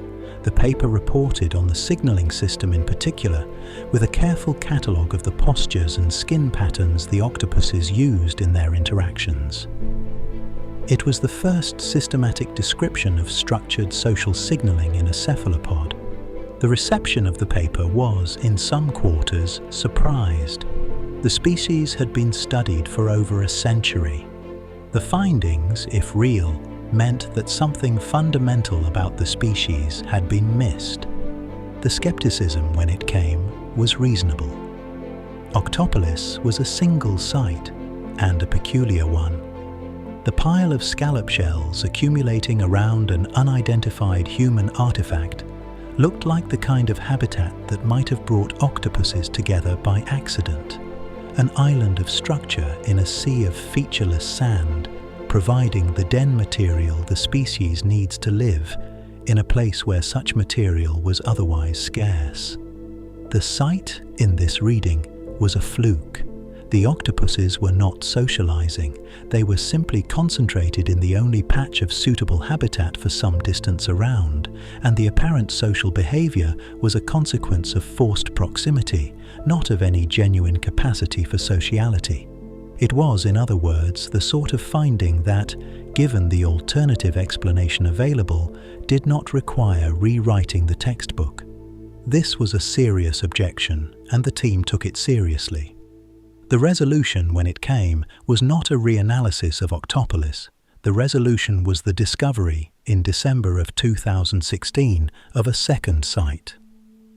The second site was found by 2 divers named Marty Hing and Kylie Brown, who were exploring a different part of Jervis Bay, several hundred meters from the original Octopolis. They were not specifically looking for octopus aggregations. They were diving for the usual reasons divers dive: curiosity, recreation, the chance of seeing something interesting. And what they found when they came across it was a similar but distinct configuration. Another shell midden, this one substantially larger, about 18 meters long and 4 meters wide. Another set of clustered dens with up to 15 octopuses occupying the site at any given time. Another community of Octopus tetricus, doing the same things the Octopolis octopuses had been doing. Hing and Brown reported the find to Scheel, who came to investigate. The team named the second site Octlantis. The naming was again an in-joke. The formal description of the site would appear in Marine and Freshwater Behavior and Physiology in late 2017 under the authorship of Scheel, Godfrey Smith, Lawrence, the marine biologist Stephanie Chancellor, and several others. What mattered about Octlantis scientifically was what it lacked.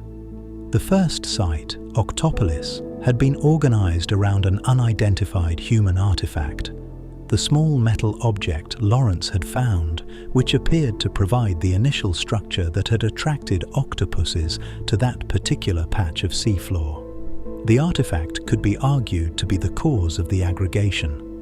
Octlantis had no such artifact. It had only the natural substrate, the accumulated shells of generations of octopus's meals, and the rocky outcroppings that had presumably attracted the first colonists. There was nothing about Octlantis that required a human-made object to explain. It was, in the relevant sense, naturally occurring. Two sites, several hundred meters apart, both in Jervis Bay, both occupied by the same species, both displaying the same patterns of structured social behavior. The alternative explanation, that the first site was a fluke produced by an accidental human contribution, could not account for the second. The aggregations were not flukes. They were a real feature of the species' behavioral repertoire, expressed at particular places under particular conditions, but not absent in the way the textbook had assumed. It is worth being careful at this point about what Octopolis and Octlantis do and do not establish. They do not establish that Octopus tetricus is a social species in the way that wolves or chimpanzees are social. They do not establish that octopuses in general have social structures we have been missing. The behaviors observed at the two sites are real, but they are local, confined to two specific locations in one bay on one coast of one continent, in a species that almost everywhere else in its range continues to behave as the textbook describes. Most gloomy octopuses, most of the time, still live alone. What the two sites establish is something more specific and, in some ways, more interesting. The capacity for structured social interaction, including signaling, dominance, eviction, and tolerance of conspecifics at close range, is present in the species. It does not appear to be created by the conditions at the two Jervis Bay sites. It appears to be elicited by those conditions, drawn out, made visible, expressed in a form we can document, from a behavioral repertoire the animals were already carrying. This distinction between created and elicited is the part that has unsettled the field. A behavior that emerges in response to particular ecological pressures is not the same as a behavior that is invented from scratch. The Jervis Bay populations are not learning to be social through some process of cultural transmission. They are, when the conditions allow, simply doing what their bodies and nervous systems can already do. What the species, in some deep sense, has been able to do for as long as it has existed, even if almost no individual in the species ever finds itself in a situation where the capacity gets used. We had been studying octopuses for over 200 years by the time Matthew Lawrence found Octopolis. We had described, named, and catalogued the species in detail. The published literature on Octopus tetricus alone runs to thousands of pages. The animals had been right there, in a publicly accessible bay near a major Australian city for all of that time. The behaviours we are now describing had been happening at those sites, presumably for as long as the substrate had supported them, which is to say for some unknown number of decades, possibly longer. We did not see it. We were not looking in the right places, or we were looking and not registering what we saw, or we were registering it and dismissing it as anomalous, or we were never quite in the water at the right moment. The animal was doing something we had decided it could not do, and it had been doing it the whole time we were certain it could not. This is, in the end, the part of the Octopolis story that does the heaviest work, and the part that the chapter wants to leave you with. The science of the octopus is not the science of an animal we have nearly understood. It is the science of an animal that we have repeatedly described in terms that turned out to be too narrow, in terms that assumed less of the animal than the animal possessed, and that took the things we had not seen as evidence that those things were not there. The Octopolis sites are not exceptional in some pure sense. They are exceptional in revealing what the animal can do under conditions we had not previously created opportunities to observe. The rest of the species in the rest of its range may well be doing other things we have similarly missed. We do not know. We are, in this respect, still at the beginning of what the careful work on this animal is likely to find. Octopolis and Octlantis are, as of this recording, still occupied. The shell middens continue to grow. The signalling and the eviction and the territorial defense continue. The cameras continue to run. The team continues to publish. The octopuses on those 2 patches of sea floor this evening are roughly the great-great-grandchildren of the ones Matthew Lawrence first saw in 2009. Octopus tetricus lives 1 to 2 years, and the sites have been continuously occupied across what is now somewhere between 8 and 15 generations, depending on how you count. Whatever it is that the sites are, they are stable. They persist. They do not require the original octopuses or any particular individuals to maintain themselves. The pattern is in the population, in the place, in the relationship between the species and that particular configuration of substrate and resource. It will, in all likelihood, still be there in 50 years, with octopuses we have never seen continuing to do what their ancestors at the same sites have been doing for as long as anyone has been watching. The textbook has been updated. The species entry now includes a note about the Jervis Bay aggregations. The note is brief. The implications of the note, when you sit with them, are larger than the note itself. In the living room of a small house in Anchorage, Alaska, on a winter evening in late 2018, a saltwater aquarium of about 250 litres held a single giant Pacific octopus named Heidi. The aquarium was elevated on a low cabinet in a position where it could be seen comfortably from the sofa. The room was quiet. The lighting was low. A film crew from the public broadcasting program Nature had set up cameras to record the tank for several hours, with the lights kept down and the equipment as inconspicuous as the constraints of professional filming allow. The man whose living room this was, and whose tank and whose octopus, was a marine biologist named David Scheel. Scheel had been studying octopuses for over 20 years by then. His earlier work in the Aleutians and the Gulf of Alaska had focused on giant Pacific octopuses in their natural habitat, their foraging behavior, their interactions with prey, the geography of their hunting ranges. He had also been part of the Octopolis research group in Jervis Bay, having flown to Australia at intervals across most of the previous decade to dive with Godfrey Smith and Lawrence and the rest of the team. The Anchorage house was where he lived, with his teenage daughter Laurel, and the octopus in the living room was, by his own description, both a research subject and a kind of family member. Heidi had been with them for about 18 months. She was, by giant Pacific standards, mature but not old. She recognized Sheil and his daughter on sight, in the way octopuses in long-term aquarium care often come to recognize the humans they see daily. Turning her body toward the side of the tank when they entered the room, pressing against the glass when they approached, accepting food from their hands.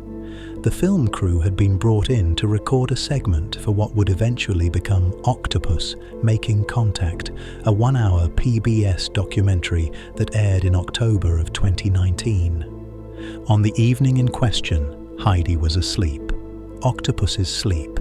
This had been understood, in a general sense, for as long as anyone has kept octopuses in tanks and watched them carefully. The animal becomes quiescent, settles into a corner of its enclosure, pales in color, and stops responding to small disturbances. Sleep deprivation experiments, done sparingly in laboratory contexts and with care, have shown that octopuses deprived of their rest periods will compensate by sleeping more afterwards, which is one of the standard behavioral markers used to distinguish genuine sleep from mere inactivity. The animals satisfy that test. They are not just resting. They are doing whatever it is that sleeping organisms do. What the cameras in Sheil's living room recorded that night was something more specific, and something that, until very recently, had not been carefully documented in this kind of detail. Heidi was sleeping, attached to the back wall of the tank with her arms loosely folded, eyes closed. Her body was the pale, faintly grey-white colour that octopuses typically display in the deepest part of their rest. Then, over the course of perhaps a minute, the colour began to change. The first shift was subtle. A flush of yellow spread across her mantle, the bulbous portion of her body where the organs sit, and her skin texture began to roughen, the small muscular bumps called papillae rising into a coarse, almost crusty appearance. Then a wave of deep maroon passed across her, briefly, like a thought that had moved through her without resolving. Her eyes, behind their closed lids, were twitching. The arms shifted. The suckers contracted in small pulses. After roughly 40 seconds, the sequence ended. The color drained back to pale. The texture smoothed. The arms settled. Heidi returned to her quiet sleep, which she remained in for another half-hour or so before the cycle began again. Sheil, watching from the sofa, was visibly moved by what he was seeing. The narration he later provided for the nature documentary, recorded over the footage, included one line that, when the documentary aired in 2019, would travel around the world inside of a few weeks. "If she is dreaming," he said, "this is a dramatic moment." The clip went viral. It was reposted millions of times across social media platforms. It was written up in dozens of news outlets. It became, very quickly, one of the most widely shared pieces of cephalopod footage in the history of the field. It is worth being careful now about what the footage shows and what it does not show. What it shows, in the strict sense, is that Heidi underwent a brief, cyclic episode of active behavior during her sleep. Color change, texture change, eye movement, muscular twitching, that lasted around 40 seconds and recurred at intervals of roughly half an hour. This much is observable, replicable, and uncontested. The interpretation Sheil offered in the narration, that she was dreaming and that the colors and movements were a kind of behavioral readout of the content of her dream, is something else.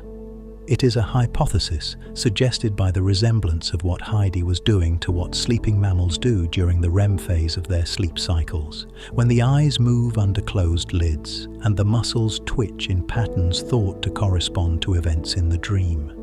Whether the resemblance is genuine, in any meaningful sense, is a much harder question, and the careful answer that the scientific community has settled on in the years since the footage aired is that we do not know. There are a few reasons for the uncertainty. The first is that octopus color change is, mechanically, a much more direct neuromuscular phenomenon than human or mammalian facial expression.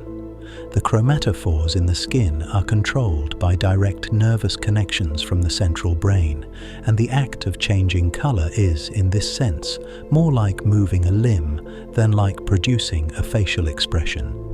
Mammals twitching during REM sleep are exhibiting motor activity that has been substantially suppressed by the brain's REM paralysis mechanisms. The twitches are the leakage of a more vivid neural state. In octopuses, there is no analogous suppression. The color changes happen freely whether the animal is asleep or awake, and the changes during sleep could, in principle, simply be the random firings of a motor system that is otherwise unconstrained at that moment. The active sleep state in this reading would not necessarily be accompanied by anything we would recognize as experience. It would just be the neural machinery cycling through patterns without anyone particularly home.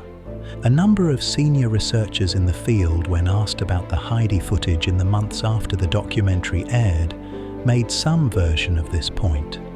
Roger Hanlon of the Marine Biological Laboratory in Woods Hole, who has spent his career studying cephalopod camouflage and who is one of the world authorities on the neural control of chromatophores, was careful to say that the color changes in sleeping octopuses are entirely consistent with the muscles simply twitching, that the behavior, considered as a behavior, does not necessarily require a dreaming animal to produce it.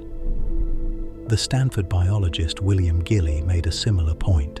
Even Scheel himself, when pressed in subsequent interviews, allowed that what he had said in the documentary's narration was suggestive rather than definitive, that he had been moved by what he was watching and had said what he said in the moment, but that the scientific status of the dream hypothesis was, at the time of filming, very much open. The second reason for caution is that what we ordinarily call dreaming in our own case is bundled with a lot of features whose presence in non-human animals is hard to establish. Dreams for humans involve a narrative content, a sequence of imagined events, often with sensory richness and emotional valence that the dreamer can sometimes report on after waking. The narrative content is not directly observable, it is something we infer from the dreamer's verbal account, and we have, for obvious reasons, no equivalent way to get that account from an octopus. What we can observe is the physiological correlate, the eye movements, the muscle activity, the brain state changes, but the connection between the physiological correlate and the experienced content is not a settled scientific matter even in our own case, let alone in cephalopods. Whether Heidi was experiencing anything during those 40-second episodes, and if so what, is not something the methods available to us can presently answer. What we can address with more confidence is the broader scientific picture of which Heidi's footage is one small part. 2 months before the PBS documentary aired in late 2019, a research group at the Federal University of Rio Grande do Norte in Brazil, led by a graduate student named Silvia Medeiros and her supervisor Siddhartha Ribeiro, had completed a careful, controlled study of sleep in a different octopus species, Octopus insularis, a smaller relative of the giant Pacific that lives on tropical Atlantic reefs. The Medeiros group filmed 4 octopuses continuously over a series of nights and analyzed the footage with the rigor that the question deserved. What they found was a cyclic alternation between 2 distinct sleep states, with characteristic differences in body posture, eye position, skin color and texture, and overall responsiveness. They named the 2 states quiet sleep and active sleep. In quiet sleep, the octopus was pale and motionless, with the pupils narrowed to slits. In active sleep, the color and texture changes happened, the same kind of pattern that Heidi was displaying in Scheel's living room, and they lasted on average around 40 seconds, recurring at intervals of roughly half an hour. Active sleep occupied less than 1% of the animal's total time. The paper appeared in iScience in March of 2021, and it has, since publication, become the foundational reference for sleep research in cephalopods. The two-state pattern Medeiros and her colleagues documented is closely analogous in its structure, if not its underlying neurology, to the alternation between non-REM and REM sleep that has been described in mammals and birds. The Brazilian team was careful in their published discussion to say that their finding establishes the structural parallel without resolving the deeper questions about what active sleep is doing or whether it involves anything like dreaming. But they did note one implication that, taken on its own, is worth pausing over. The closest non-cephalopod animals known to display this kind of cyclic two-state sleep are vertebrates, mammals, birds, and a few species of reptile.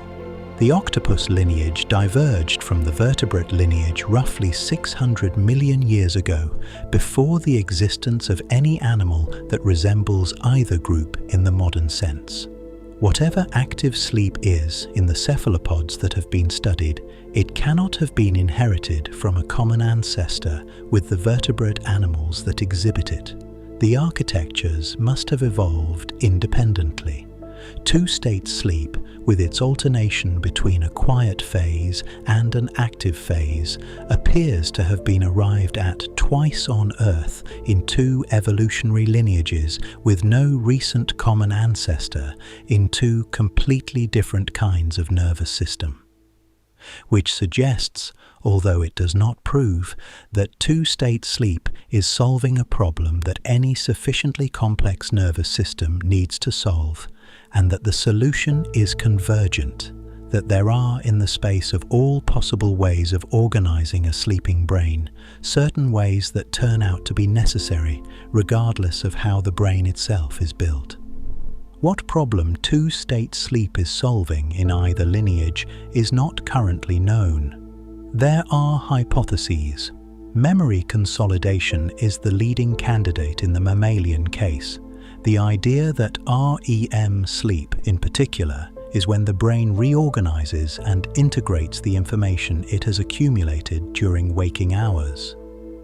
Whether anything analogous is happening in the octopus is, again, an open question.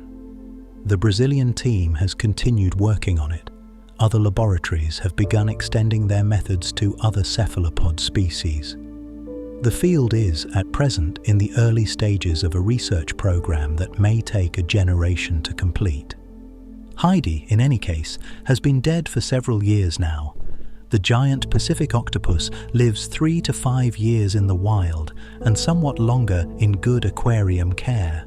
She lived out her natural span in Shields' living room, was eventually replaced by another animal of the same species, and is remembered in the PBS documentary and in the years of footage Shield accumulated of her sleeping.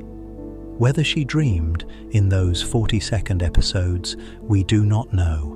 We are not currently in a position to know. What we can say is that her body, on the videos, did something that the bodies of mammals and birds also do under analogous circumstances, in animals separated from her by more than 500 million years of evolution. We can say that the convergence is real.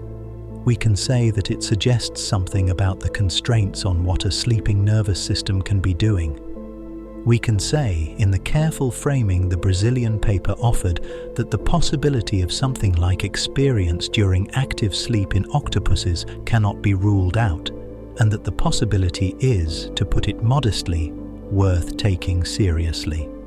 Heidi is somewhere in Anchorage, in a small box of soil in a garden, what the body of a giant Pacific octopus becomes after death. She did her sleeping, and her active sleeping, and whatever she was doing during the color changes across the 1.5 years she lived with the Shields. The video remains. The interpretation remains open. The footage, on its own, does not settle the question of what was happening in her nervous system during those minutes when her color shifted and her arms twitched and her eyes moved under closed lids. The footage shows what it shows.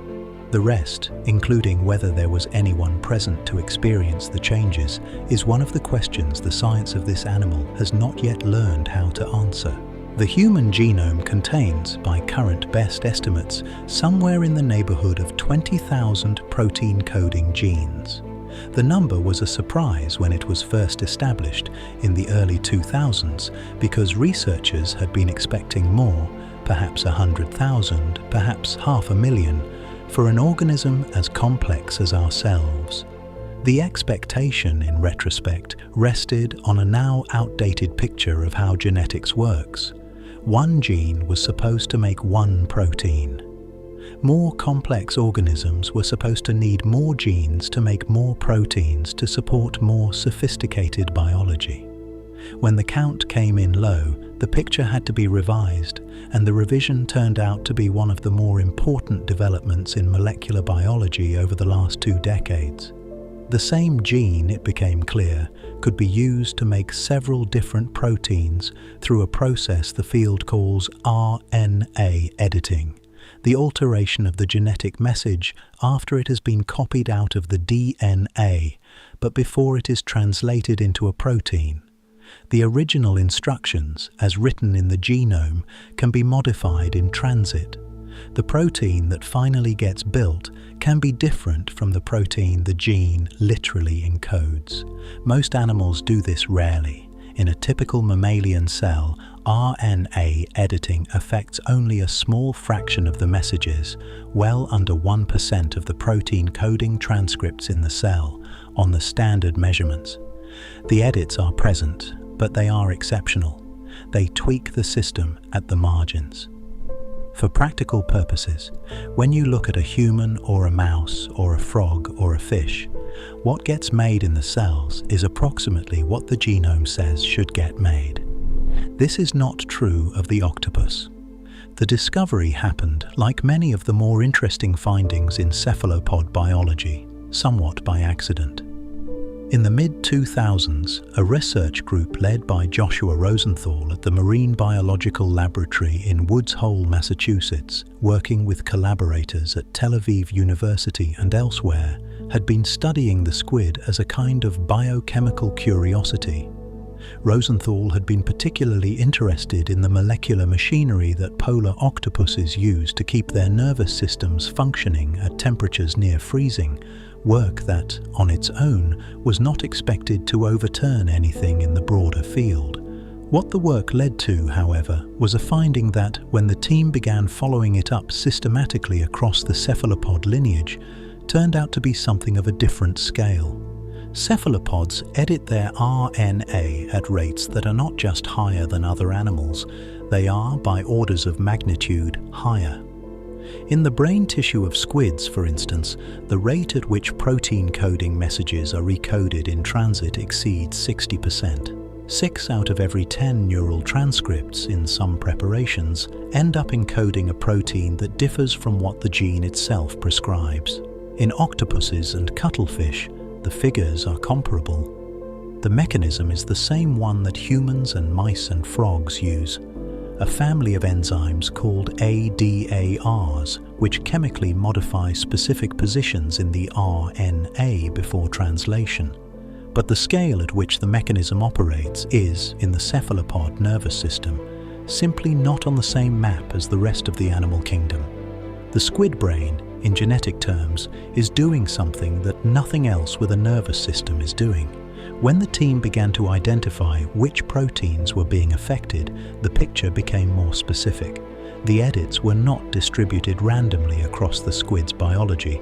They were heavily concentrated in the nervous system, and within the nervous system, they were concentrated in the proteins that control how neurons work, the ion channels that determine how electrical signals propagate, the synaptic machinery that controls how neurons communicate with each other, the structural proteins that maintain the shape of the cells themselves. The cephalopods were editing the most cognitively relevant parts of their molecular biology at much higher rates than they were editing the rest. The paper appeared in Cell in 2017 under the names of Noah Liskovich-Brauer, Eli Eisenberg, and Joshua Rosenthal, with a number of additional collaborators. Its central finding was that the high-level RNA editing observed in coleoid cephalopods, The octopuses, squids, and cuttlefishes, the soft-bodied modern cephalopods that had diverged from their nautilus relatives roughly 400 million years ago, was not present at anything like the same levels in the nautiluses themselves or in the broader molluscan lineage from which the cephalopods come. It appeared to have been an innovation that occurred specifically in the coleoid line after the divergence from nautiluses, sometime in the deep history of the group. Whatever the editing was doing, the cephalopods had been doing it for a very long time, and the more distantly related cephalopods, the chambered nautilus, with its external shell and its less elaborate nervous system, had not. There was, in the same paper, a second finding that took longer to digest. The cephalopod genomes, when sequenced and compared with those of other invertebrates, showed unusually high levels of conservation, meaning the DNA sequences themselves had been changing relatively slowly across evolutionary time. This was the opposite of what one might naively expect. An animal that is making rapid evolutionary innovations in its nervous system, one might assume, should be evolving its genome rapidly to support those innovations. The cephalopods were doing the opposite. Their genomes were stable. The flexibility was happening at a different level in the RNA editing, which allowed the same conserved genes to produce many different protein variants without the DNA itself having to change. The interpretation the authors offered was that there was, in some real sense, a trade-off in the cephalopod lineage. The use of RNA editing as the primary mechanism for protein diversification had come at the cost of the genome's flexibility for other kinds of evolutionary change. The cephalopods had, in their genes, less evolutionary freedom than other animals, and in their RNA, considerably more. The implications of this trade-off, taken seriously, are large. The standard picture of how nervous systems become more sophisticated across evolutionary time runs through changes in the genome. A new gene appears, or an old gene gets modified, or a regulatory region gets retuned, and the change in DNA propagates through generations. The brain that exists in the descendants is built on the genetic foundations laid down by selection acting on those changes. The mechanism is slow, generational, and depends on populations and time. The cephalopods appear to have access to a different mechanism, operating on a different timescale. By using RNA editing extensively, the same animal, within its own lifetime in real time, in response to local conditions, can adjust the protein composition of its nervous system without waiting for the next generation. The flexibility is not evolutionary in the population genetic sense. It is more like a kind of biochemical adaptation available to each individual animal in its own life. The follow-up paper that demonstrated this most clearly appeared in Cell in June of 2023, with Matthew Burke as the lead author and Rosenthal again as the senior author. The team had been studying how the California two-spot octopus, Octopus bimaculoides, the standard laboratory species, adjusts to temperature changes. When the team cooled the octopus's tanks from a warm temperature to a cool one, the animals did not just adjust their behavior, they adjusted their molecular biology. The RNA editing patterns in their nervous tissue shifted within hours at thousands of specific sites, over 13,000 sites by the team's count, where the post-transcriptional editing changed the protein product from the warm water version to the cold water version. Two of the affected proteins, which the team investigated in detail, were the molecular motor protein kinesin 1, responsible for transporting cargo along the long branches of nerve cells, and the synaptic protein synaptotagmin, responsible for the regulated release of neurotransmitters at the connections between neurons. The cold water versions of these proteins functioned differently from the warm water versions in ways that appeared to compensate for the changes in temperature, The animal, in other words, was reconfiguring its nervous system in response to the ambient temperature, not over generations, within its own lifetime on a time scale of hours. This is not a capacity that any animal we knew about before the cephalopods was known to have. The vertebrate nervous system, when exposed to cold, adapts in ways that involve gene expression and longer-term cellular processes. The changes happen slowly and through a different set of mechanisms. The cephalopod nervous system, in the species the team has examined so far, appears to operate on a different principle. The proteins themselves are being modified in real time at the RNA editing step to suit the conditions the animal is encountering. The genome is fixed, the proteome, the actual collection of proteins the cell is making at any given moment, is to a significant degree fluid. What this means for cognition is, at present, not well understood. The temperature compensation work demonstrates that the editing system can be tuned in response to environmental conditions, but it does not directly demonstrate that the editing system is doing anything related to learning, memory, or higher cognitive function. The hypothesis that the high level of RNA editing in cephalopod brains is somehow connected to the cognitive flexibility we observe in their behavior, the problem-solving, the individual variation, the apparent capacity to handle complex situations, is at the moment more of a working framework than an established finding. The data is consistent with the hypothesis. The data does not prove it. The careful researchers in the field are, predictably, cautious about how far the implications can be pushed.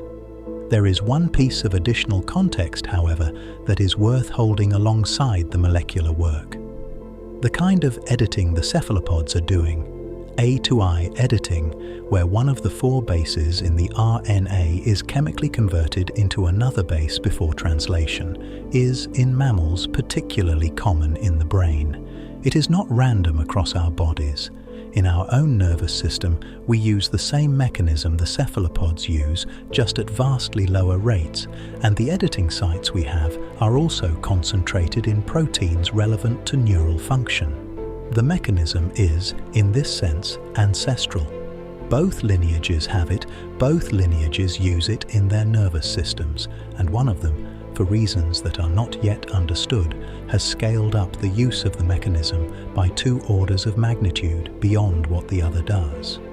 The cephalopod nervous system is, by this measure, not a system with a fundamentally different molecular architecture from ours. It is a system that has taken a mechanism we both have and turned it into something we do not currently know how to think about. The picture that emerges from all of this, when you take the molecular work and put it next to the behavioral work the documentary has been describing, is something like this. The octopus and its relatives have, in their nervous systems, an architecture that, at the cellular level, at the protein level, at the level of the basic biochemistry of neurons, is in continuous, fast-paced reconfiguration. The configuration is not arbitrary. It tracks environmental conditions and, plausibly, behavioral ones. What gets made in any individual neuron at any given moment is the product of editing decisions that have been made at scales the rest of the animal kingdom does not appear to operate at. Whether this is part of why the behavior looks the way it looks, why these animals problem solve, why they vary so much from one individual to the next, why their nervous systems support the kinds of capacities Chapter 4 and Chapter 7 and Chapter 8 described, is the question the next generation of cephalopod neuroscience will, with luck, begin to address. It is one of the more striking facts about this animal that the question of what its nervous system is, mechanistically, has been substantially rewritten in the last decade by laboratories doing work that no popular account of the octopus has yet absorbed. The Heidi footage went viral. The Octopolis sites got coverage in major newspapers. The coconut octopus made it into nature documentaries. The RNA editing, despite being arguably the most consequential finding of the last 15 years for understanding cephalopod cognition, has stayed largely in the technical literature. Most of what people know about the octopus is the behavior. The biochemistry, which is doing some unknown amount of the work of producing that behavior, is still mostly in the journals. The careful researchers at MBL and Tel Aviv and the other institutions doing this work are continuing. Whatever the picture looks like in another 10 years, it will almost certainly include things this chapter could not have written down, because nobody has yet found them.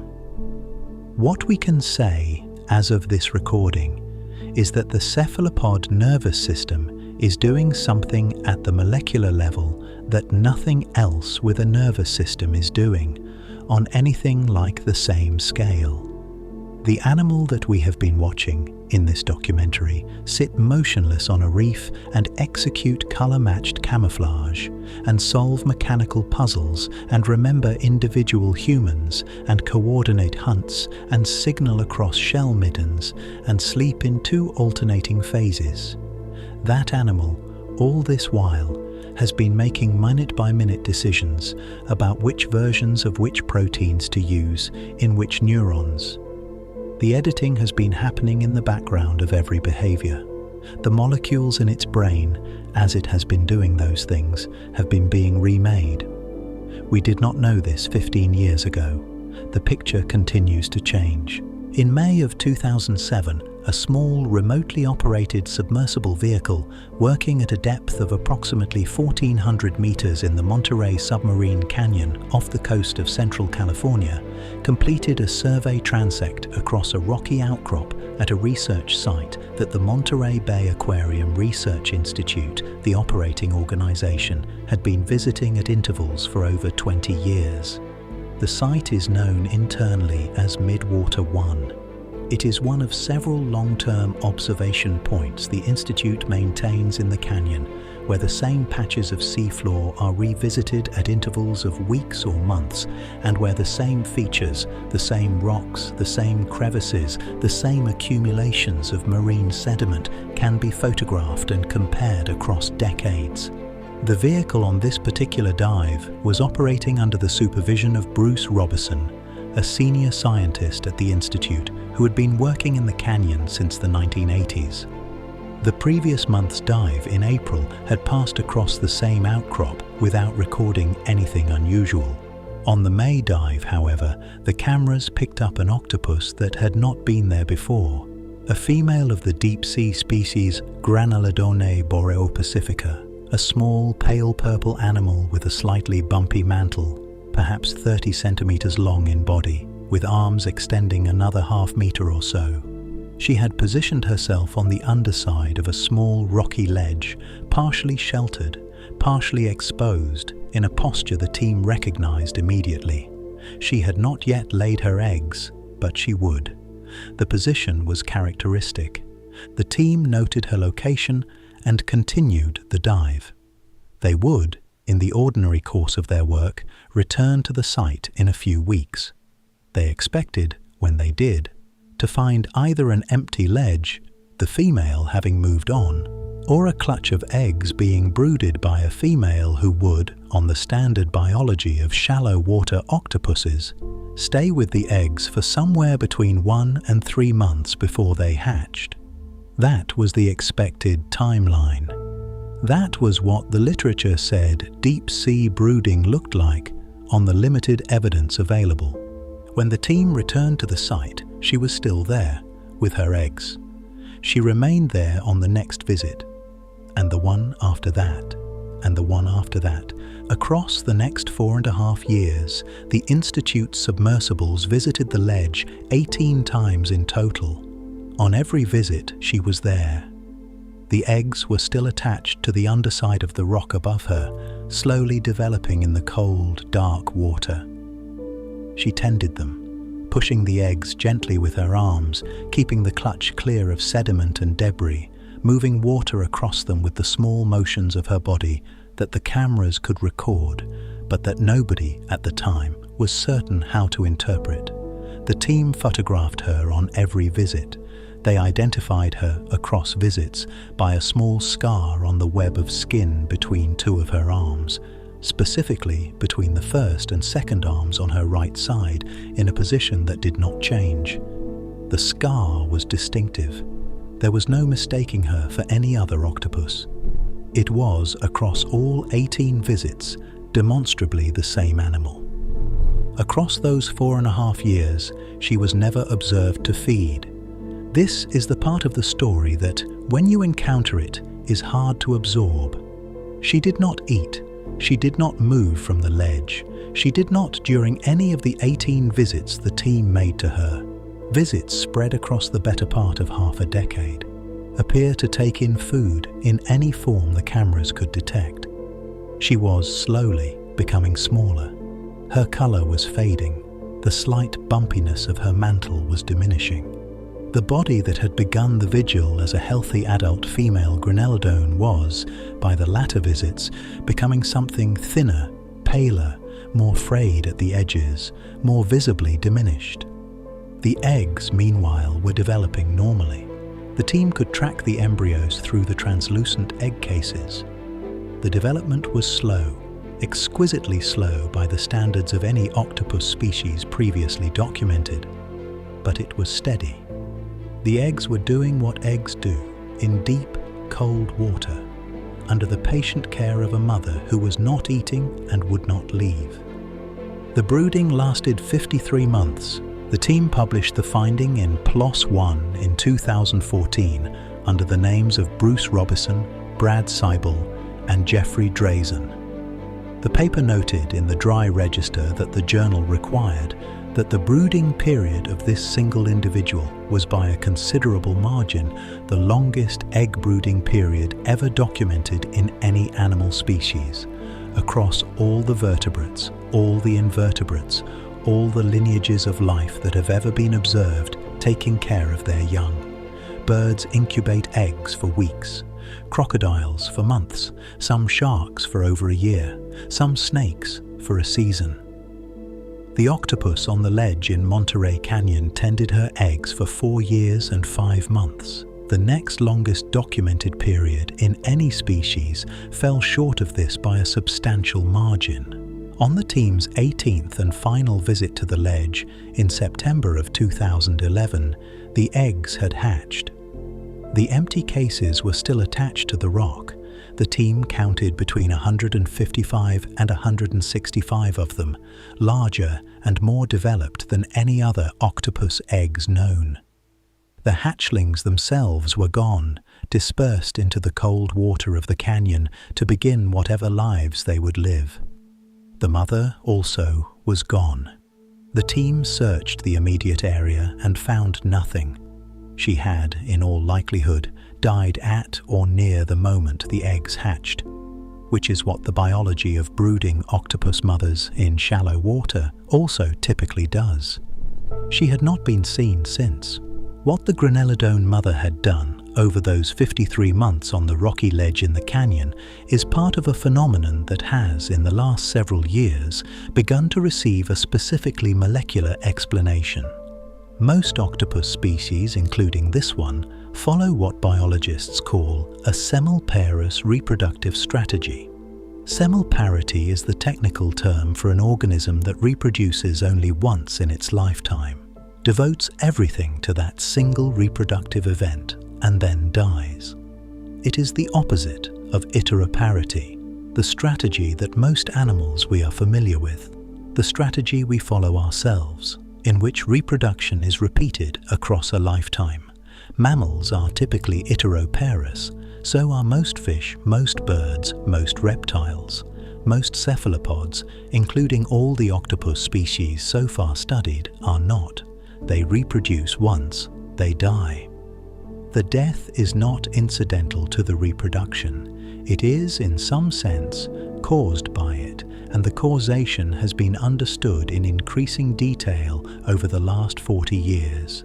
The first major piece of the story came in 1977 from a psychologist named Jerome Wadinsky at Brandeis University, who had been working with the Caribbean two-spotted octopus.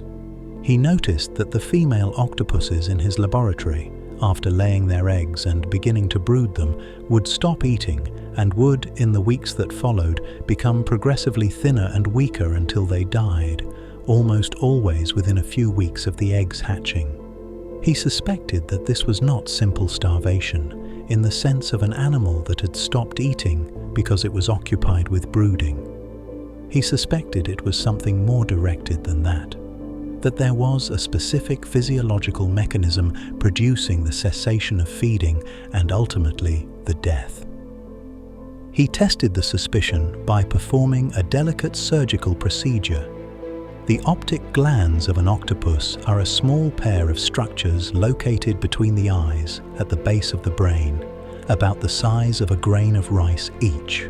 Their function, in the broader cephalopod literature, had long been associated with sexual maturation, but the specifics had been unclear.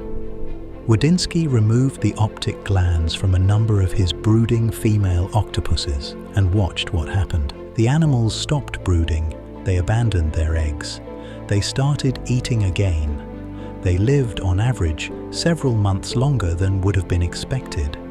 They returned, in essence, to a non-reproductive state, capable of feeding, capable of moving around, capable of behavior that did not involve dying. The optic glands, he concluded, were producing some signal that caused the post-reproductive decline. Remove the glands and the signal stopped. The death was averted. What the signal was at the chemical level took another 40 years to work out. The breakthrough came in 2018 in a paper in the Journal of Experimental Biology by Zoe Yan Wang and Clifton Ragsdale at the University of Chicago. They had sequenced the messenger RNA being produced by the optic glands of female Octopus bimaculoides at different stages of the post-reproductive decline. They found that the glands during this period were producing a distinctive pattern of gene activity, a pattern dominated by genes involved in the metabolism of cholesterol. A follow-up paper in 2022 in Current Biology with collaborators including the chemist Stephanie Colonia at the University of Illinois Chicago took the work further. They analyzed the actual chemical compounds being secreted by the optic glands at the chemical level and identified 3 distinct biochemical pathways being activated simultaneously, all 3 of them producing different classes of steroid hormones, all 3 of them ramped up in coordinated fashion as the animal moved through brooding and into decline. The picture that emerges, taken across the 40 years from Wadinsky to Wang and Ragsdale, is this. There is in the small paired glands behind the octopus's eyes a programmed switch. When the female reproduces, the switch is activated. The glands begin producing a cocktail of cholesterol-derived steroid signals that propagate through the body. The signals suppress feeding behavior. They direct the animal's remaining energy reserves toward the care of the eggs. They drive the slow physiological decline. Eventually, the body, having spent everything, fails. The death is built into the species' reproductive biology. It is not a side effect. It is what the program is designed to produce. This is the mechanism that the Granelldone mother in Monterey Canyon was running for 4 years and 5 months. The deep, cold water of the canyon, 3 degrees Celsius year-round, slowed everything down. The embryos developed slowly because the cold slowed the developmental machinery. Her body declined slowly because the cold slowed her metabolic decline. The signal from her optic glands was, presumably, the same signal that drives the shorter brooding deaths in shallow water species, but stretched across years rather than weeks, because the rate at which everything in her biology happened was, by the standards of warm water cephalopods, almost geological. She is not the only deep-sea octopus mother to do this. Other long deep-water broods have been documented since in Octopus, the same family as Granelldone. The pattern is, presumably, widespread among the deep-sea octopuses. We have only begun to look. The 18 visits to her ledge in Monterey Canyon were the first time anyone had been able to track a single deep-sea octopus brood from beginning to end. The longest non-deep-sea brood ever documented is around 14 months. The deep-sea version, in this single observed case, was nearly 4 times as long. There is one thing worth saying about the mother on the ledge, which the scientific literature has not generally said, because the scientific literature does not, as a rule, say things of this kind. She was never named. The papers refer to her as the brooding female, or simply as the subject. She was, by the careful conventions of the field, an instance of a species, and her individual identity was not part of the data. The scar between her right first and second arms was a tracking marker. The hundreds of hatchlings she produced were, presumably, scattered into the cold dark by the currents. None of them, in all likelihood, has ever been seen again. The lineage she belonged to continues to occupy the deep waters off the coast of California. The ledge in the canyon, 18 years after she first arrived, has been visited again by the Institute's submersibles more than once. And the team has on occasion found other brooding females on it, other mothers in other long vigils doing the same thing. She is not unique in her behavior. She is not unique in her species.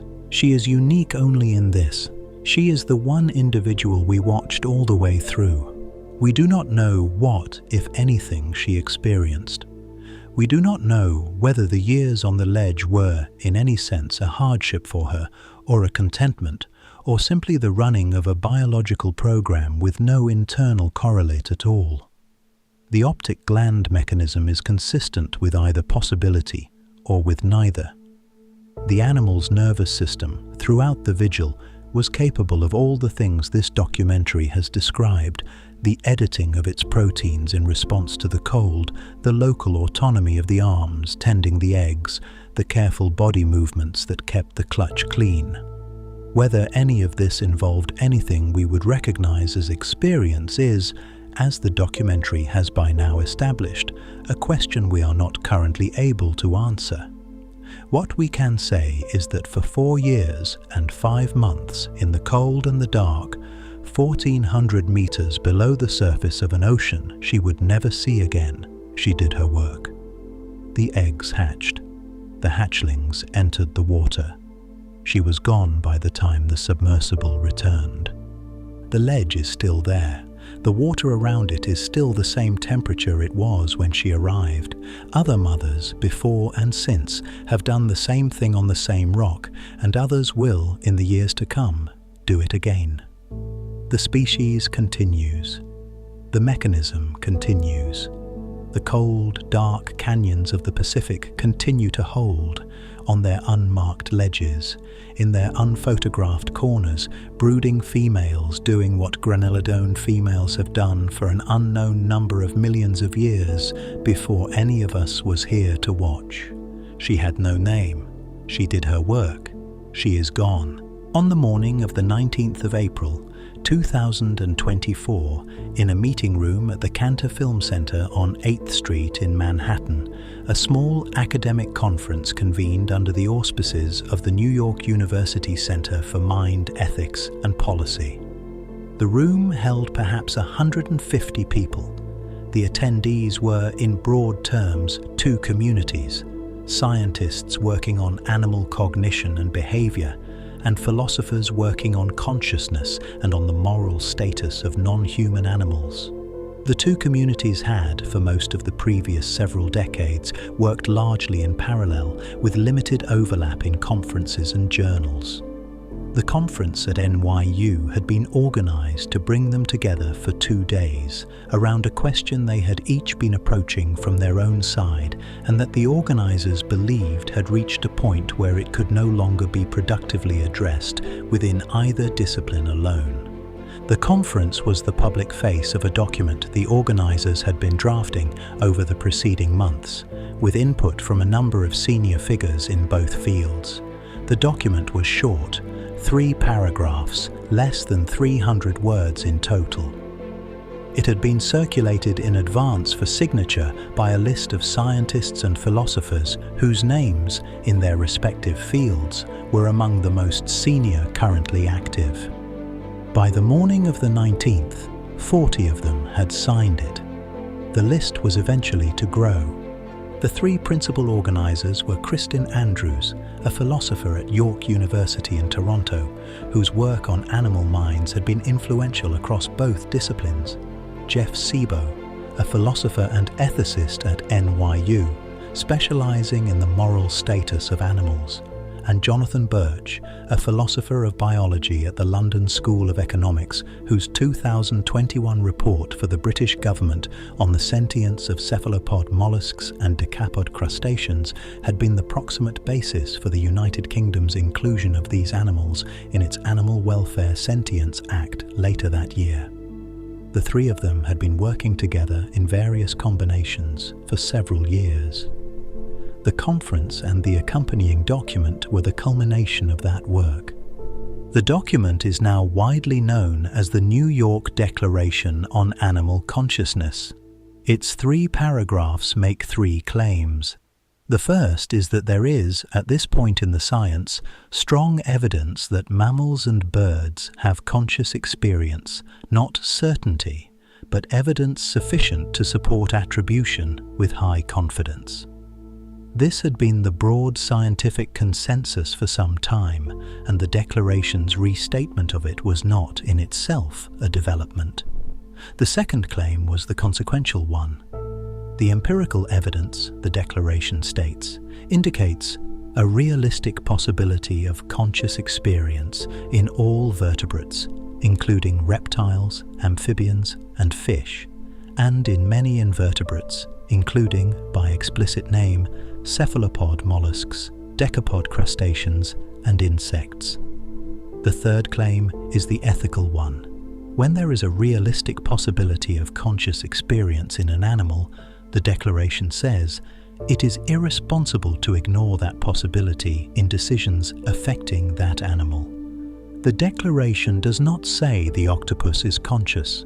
It says that the possibility of its being conscious is, at this point in the science, real enough that ignoring it in policy decisions can no longer be defended as reasonable scientific caution.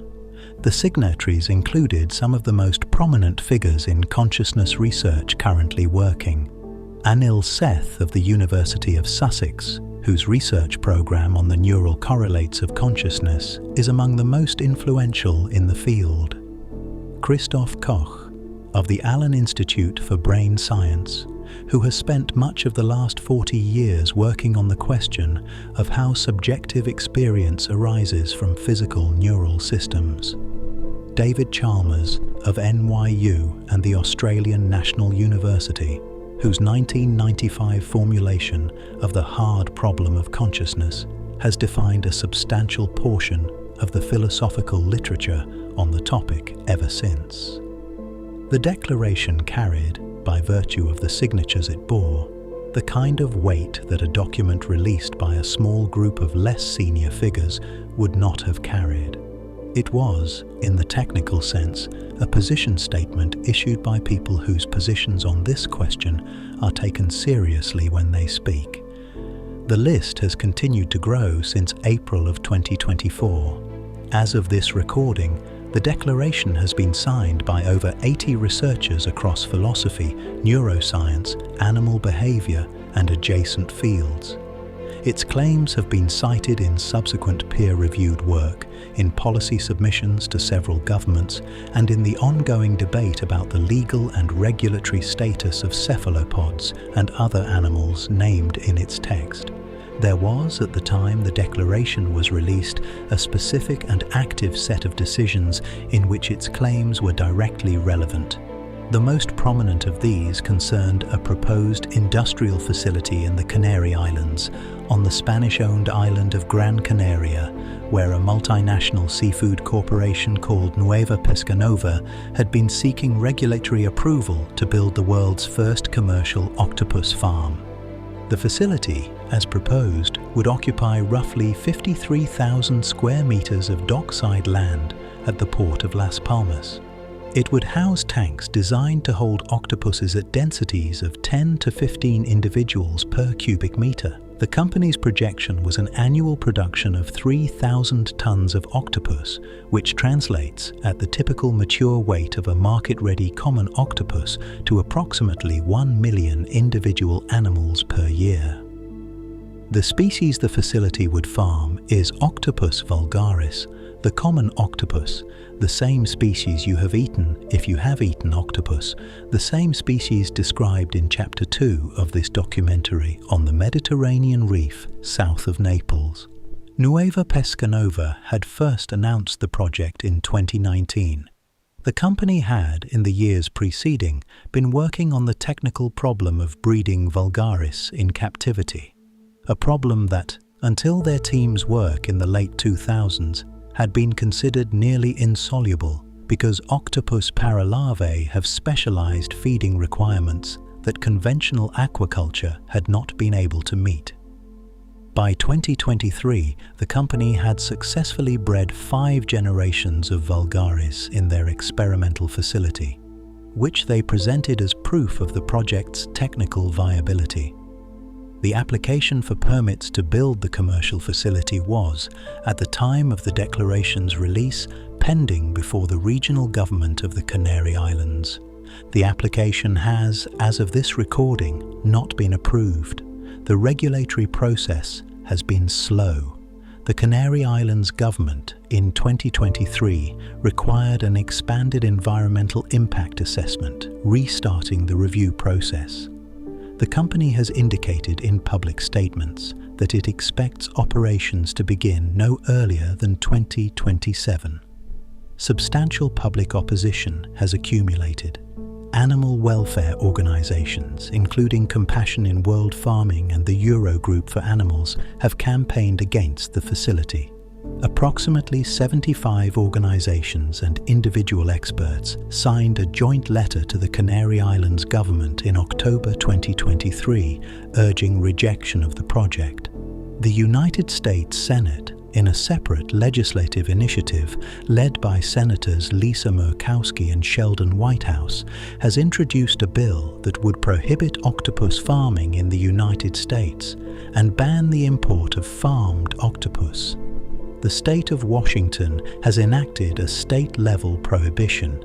The European Commission has indicated that octopus welfare may be addressed in the planned revision of EU animal welfare legislation, though the timeline for such revision remains uncertain. The arguments being made on each side of the question are, broadly, what one would expect. The company has argued that wild octopus populations are under increasing pressure from a global market that consumes roughly 350,000 tons of octopus per year, and that farmed production could reduce that pressure and provide a more sustainable supply. The company has further argued that the welfare concerns raised by opponents reflect what it has described in public statements as a tendency to project human emotional responses onto animals whose physiology and behavior differ substantially from our own. The opposing arguments draw on the body of behavioral and neuroscientific work. This documentary has been describing the cognition, the individual variation, the social capacities documented at sites like Octopolis, the cephalopod sentience assessments published by the same researchers who drafted the 2024 declaration. The opposing case is that an animal with the cognitive and behavioral capacities the science has now documented cannot be farmed at industrial densities in conditions that contradict its solitary nature, with no validated method for humane slaughter, without imposing on it harms of a kind that, in the case of any vertebrate animal recognized as sentient, would not be permitted under existing welfare legislation. The argument is unresolved. The regulatory process is unresolved. The science, in the careful framing the 2024 declaration offered, is unresolved on the question of consciousness itself, but settled enough on the realistic possibility that the question can no longer be dismissed as one beneath consideration. The decision about whether the Gran Canaria facility will be built is, at this moment, pending. The decision about whether other facilities in other countries will follow if Gran Canaria is approved is also pending. The decisions about whether the existing wild octopus fisheries will be subject to any changes in their welfare regulation are pending in several jurisdictions. None of these processes has, as of this recording, concluded. What is settled is the shape of the question. The same 18 months in which Nueva Pesca Nova was pressing for final approval to begin construction at Las Palmas, the scientific community most qualified to evaluate the relevant evidence was issuing a public statement that the animal in question is, with realistic probability, capable of suffering in the morally relevant sense. The two events are not, in any direct legal or regulatory way, in dialogue with each other. They are simply happening at the same time, with the same animal at the center of them, in a world that has not yet decided what the simultaneous occurrence means. A great deal of human history with this animal has been quiet. The Greeks ate them, the Romans ate them. The Mediterranean fishing villages have been pulling them out of the water in roughly their current forms since before the Common Era. The Japanese, the Koreans, the Portuguese, the Spanish, the Mexicans, the Chinese, most of the great cuisines of the world have included the octopus, prepared in various ways, for as long as there have been those cuisines. The ethical question, in any explicit form, has not been part of those traditions. The animal was a food, the food was available, the eating proceeded. The change, when it comes, will be the part of human history that comes after the question has been asked. We are, in a precise sense, the first generation that has been asked. Whether the asking will alter the eating in our generation or in the ones that follow it is one of the larger open questions of the next few decades, and the regulatory outcome of the Gran Canaria proposal will be one of its early indicators. The animal at the center of the question continues.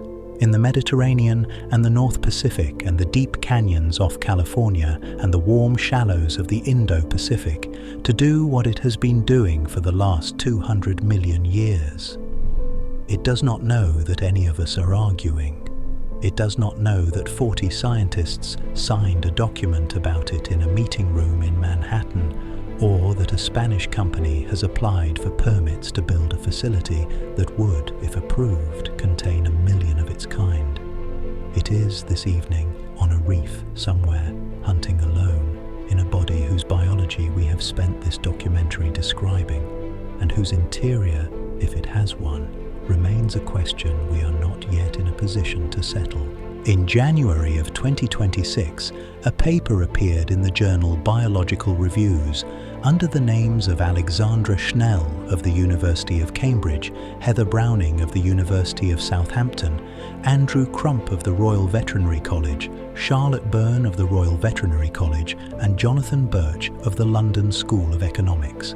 It was an update, a careful, methodical update, to a piece of work the same authors had done 5 years earlier for the British government, when their 2021 report on cephalopod and decapod sentience had been part of the basis for including those animals in the United Kingdom's Animal Welfare Sentience Act. The 2026 paper applied an updated framework to the cephalopod mollusks as a class, and assess the evidence for sentience in octopuses, cuttlefish, squid and nautiluses across 8 different criteria. The criteria cover both sides of the question, the neurobiological side, whether the animal's nervous system has the kinds of structures and properties associated with conscious experience in animals, where we are more confident about it, and the behavioral side, whether the animal does the kinds of things in pain experiments and in tests of integrated behavior that would support attribution of sentience. The authors are careful throughout to note that no single criterion is by itself definitive. that sentience attribution is, in the present state of the science, a matter of weighing multiple lines of evidence rather than of finding a single decisive test. What the paper concluded was that octopuses and cuttlefish meet 6 of the 8 criteria with high or very high confidence. Squid meet 5 of 8. Nautiluses, for which the relevant research has not been done in sufficient depth, remain unassessed. The paper's most carefully worded observation in its summary discussion was that across the entire framework there was no case in which the authors were confident that any of the 4 taxa actually failed a criterion. Where the assessment for any group fell short of high confidence, it was because the evidence had not yet been gathered, not because the evidence had been gathered and pointed away from sentience. This is, in the careful register of contemporary animal sentience science, about as close to a settled position as the field permits itself. Octopuses, on the current evidence, are very likely sentient. The deferral of the harder question, whether sentience in their case constitutes anything like consciousness in the philosophical sense, remains in place as it does for every other animal we are not ourselves. The framework the authors built does not pretend to resolve what cannot, at this stage, be resolved. It assesses what can be assessed, and what can be assessed on the octopus has now been assessed by some of the people best positioned to do the assessing.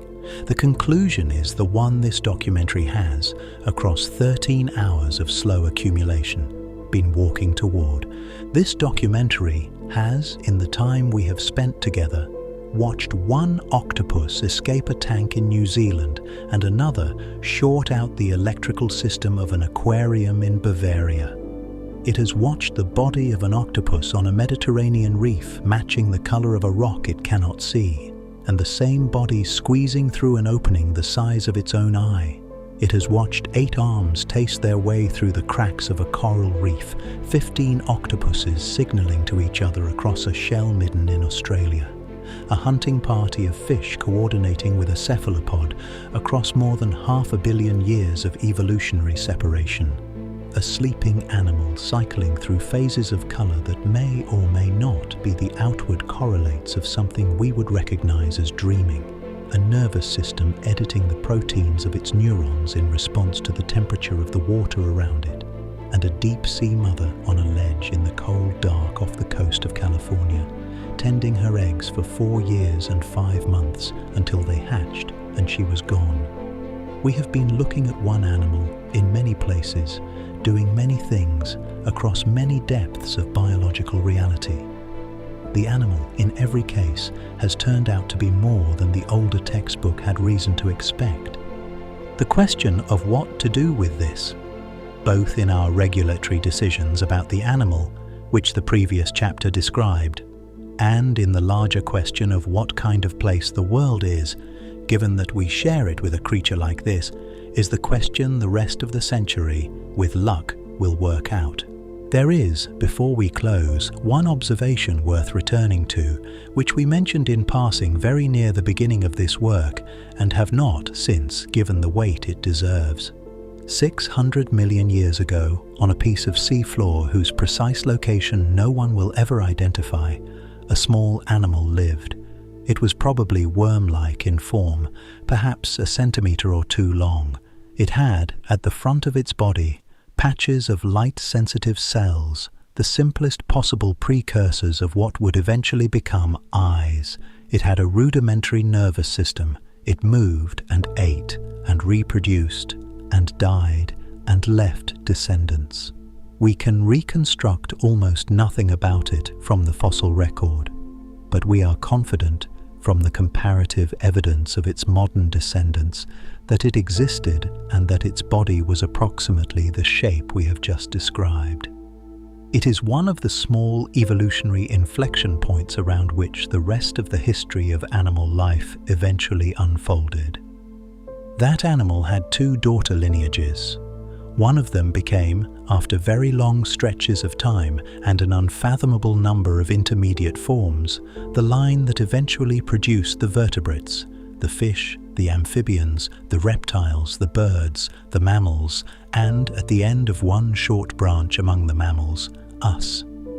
The other lineage, taking a separate path from the same starting point, produced the mollusks, and within the mollusks, the cephalopods, and within the cephalopods, the octopus.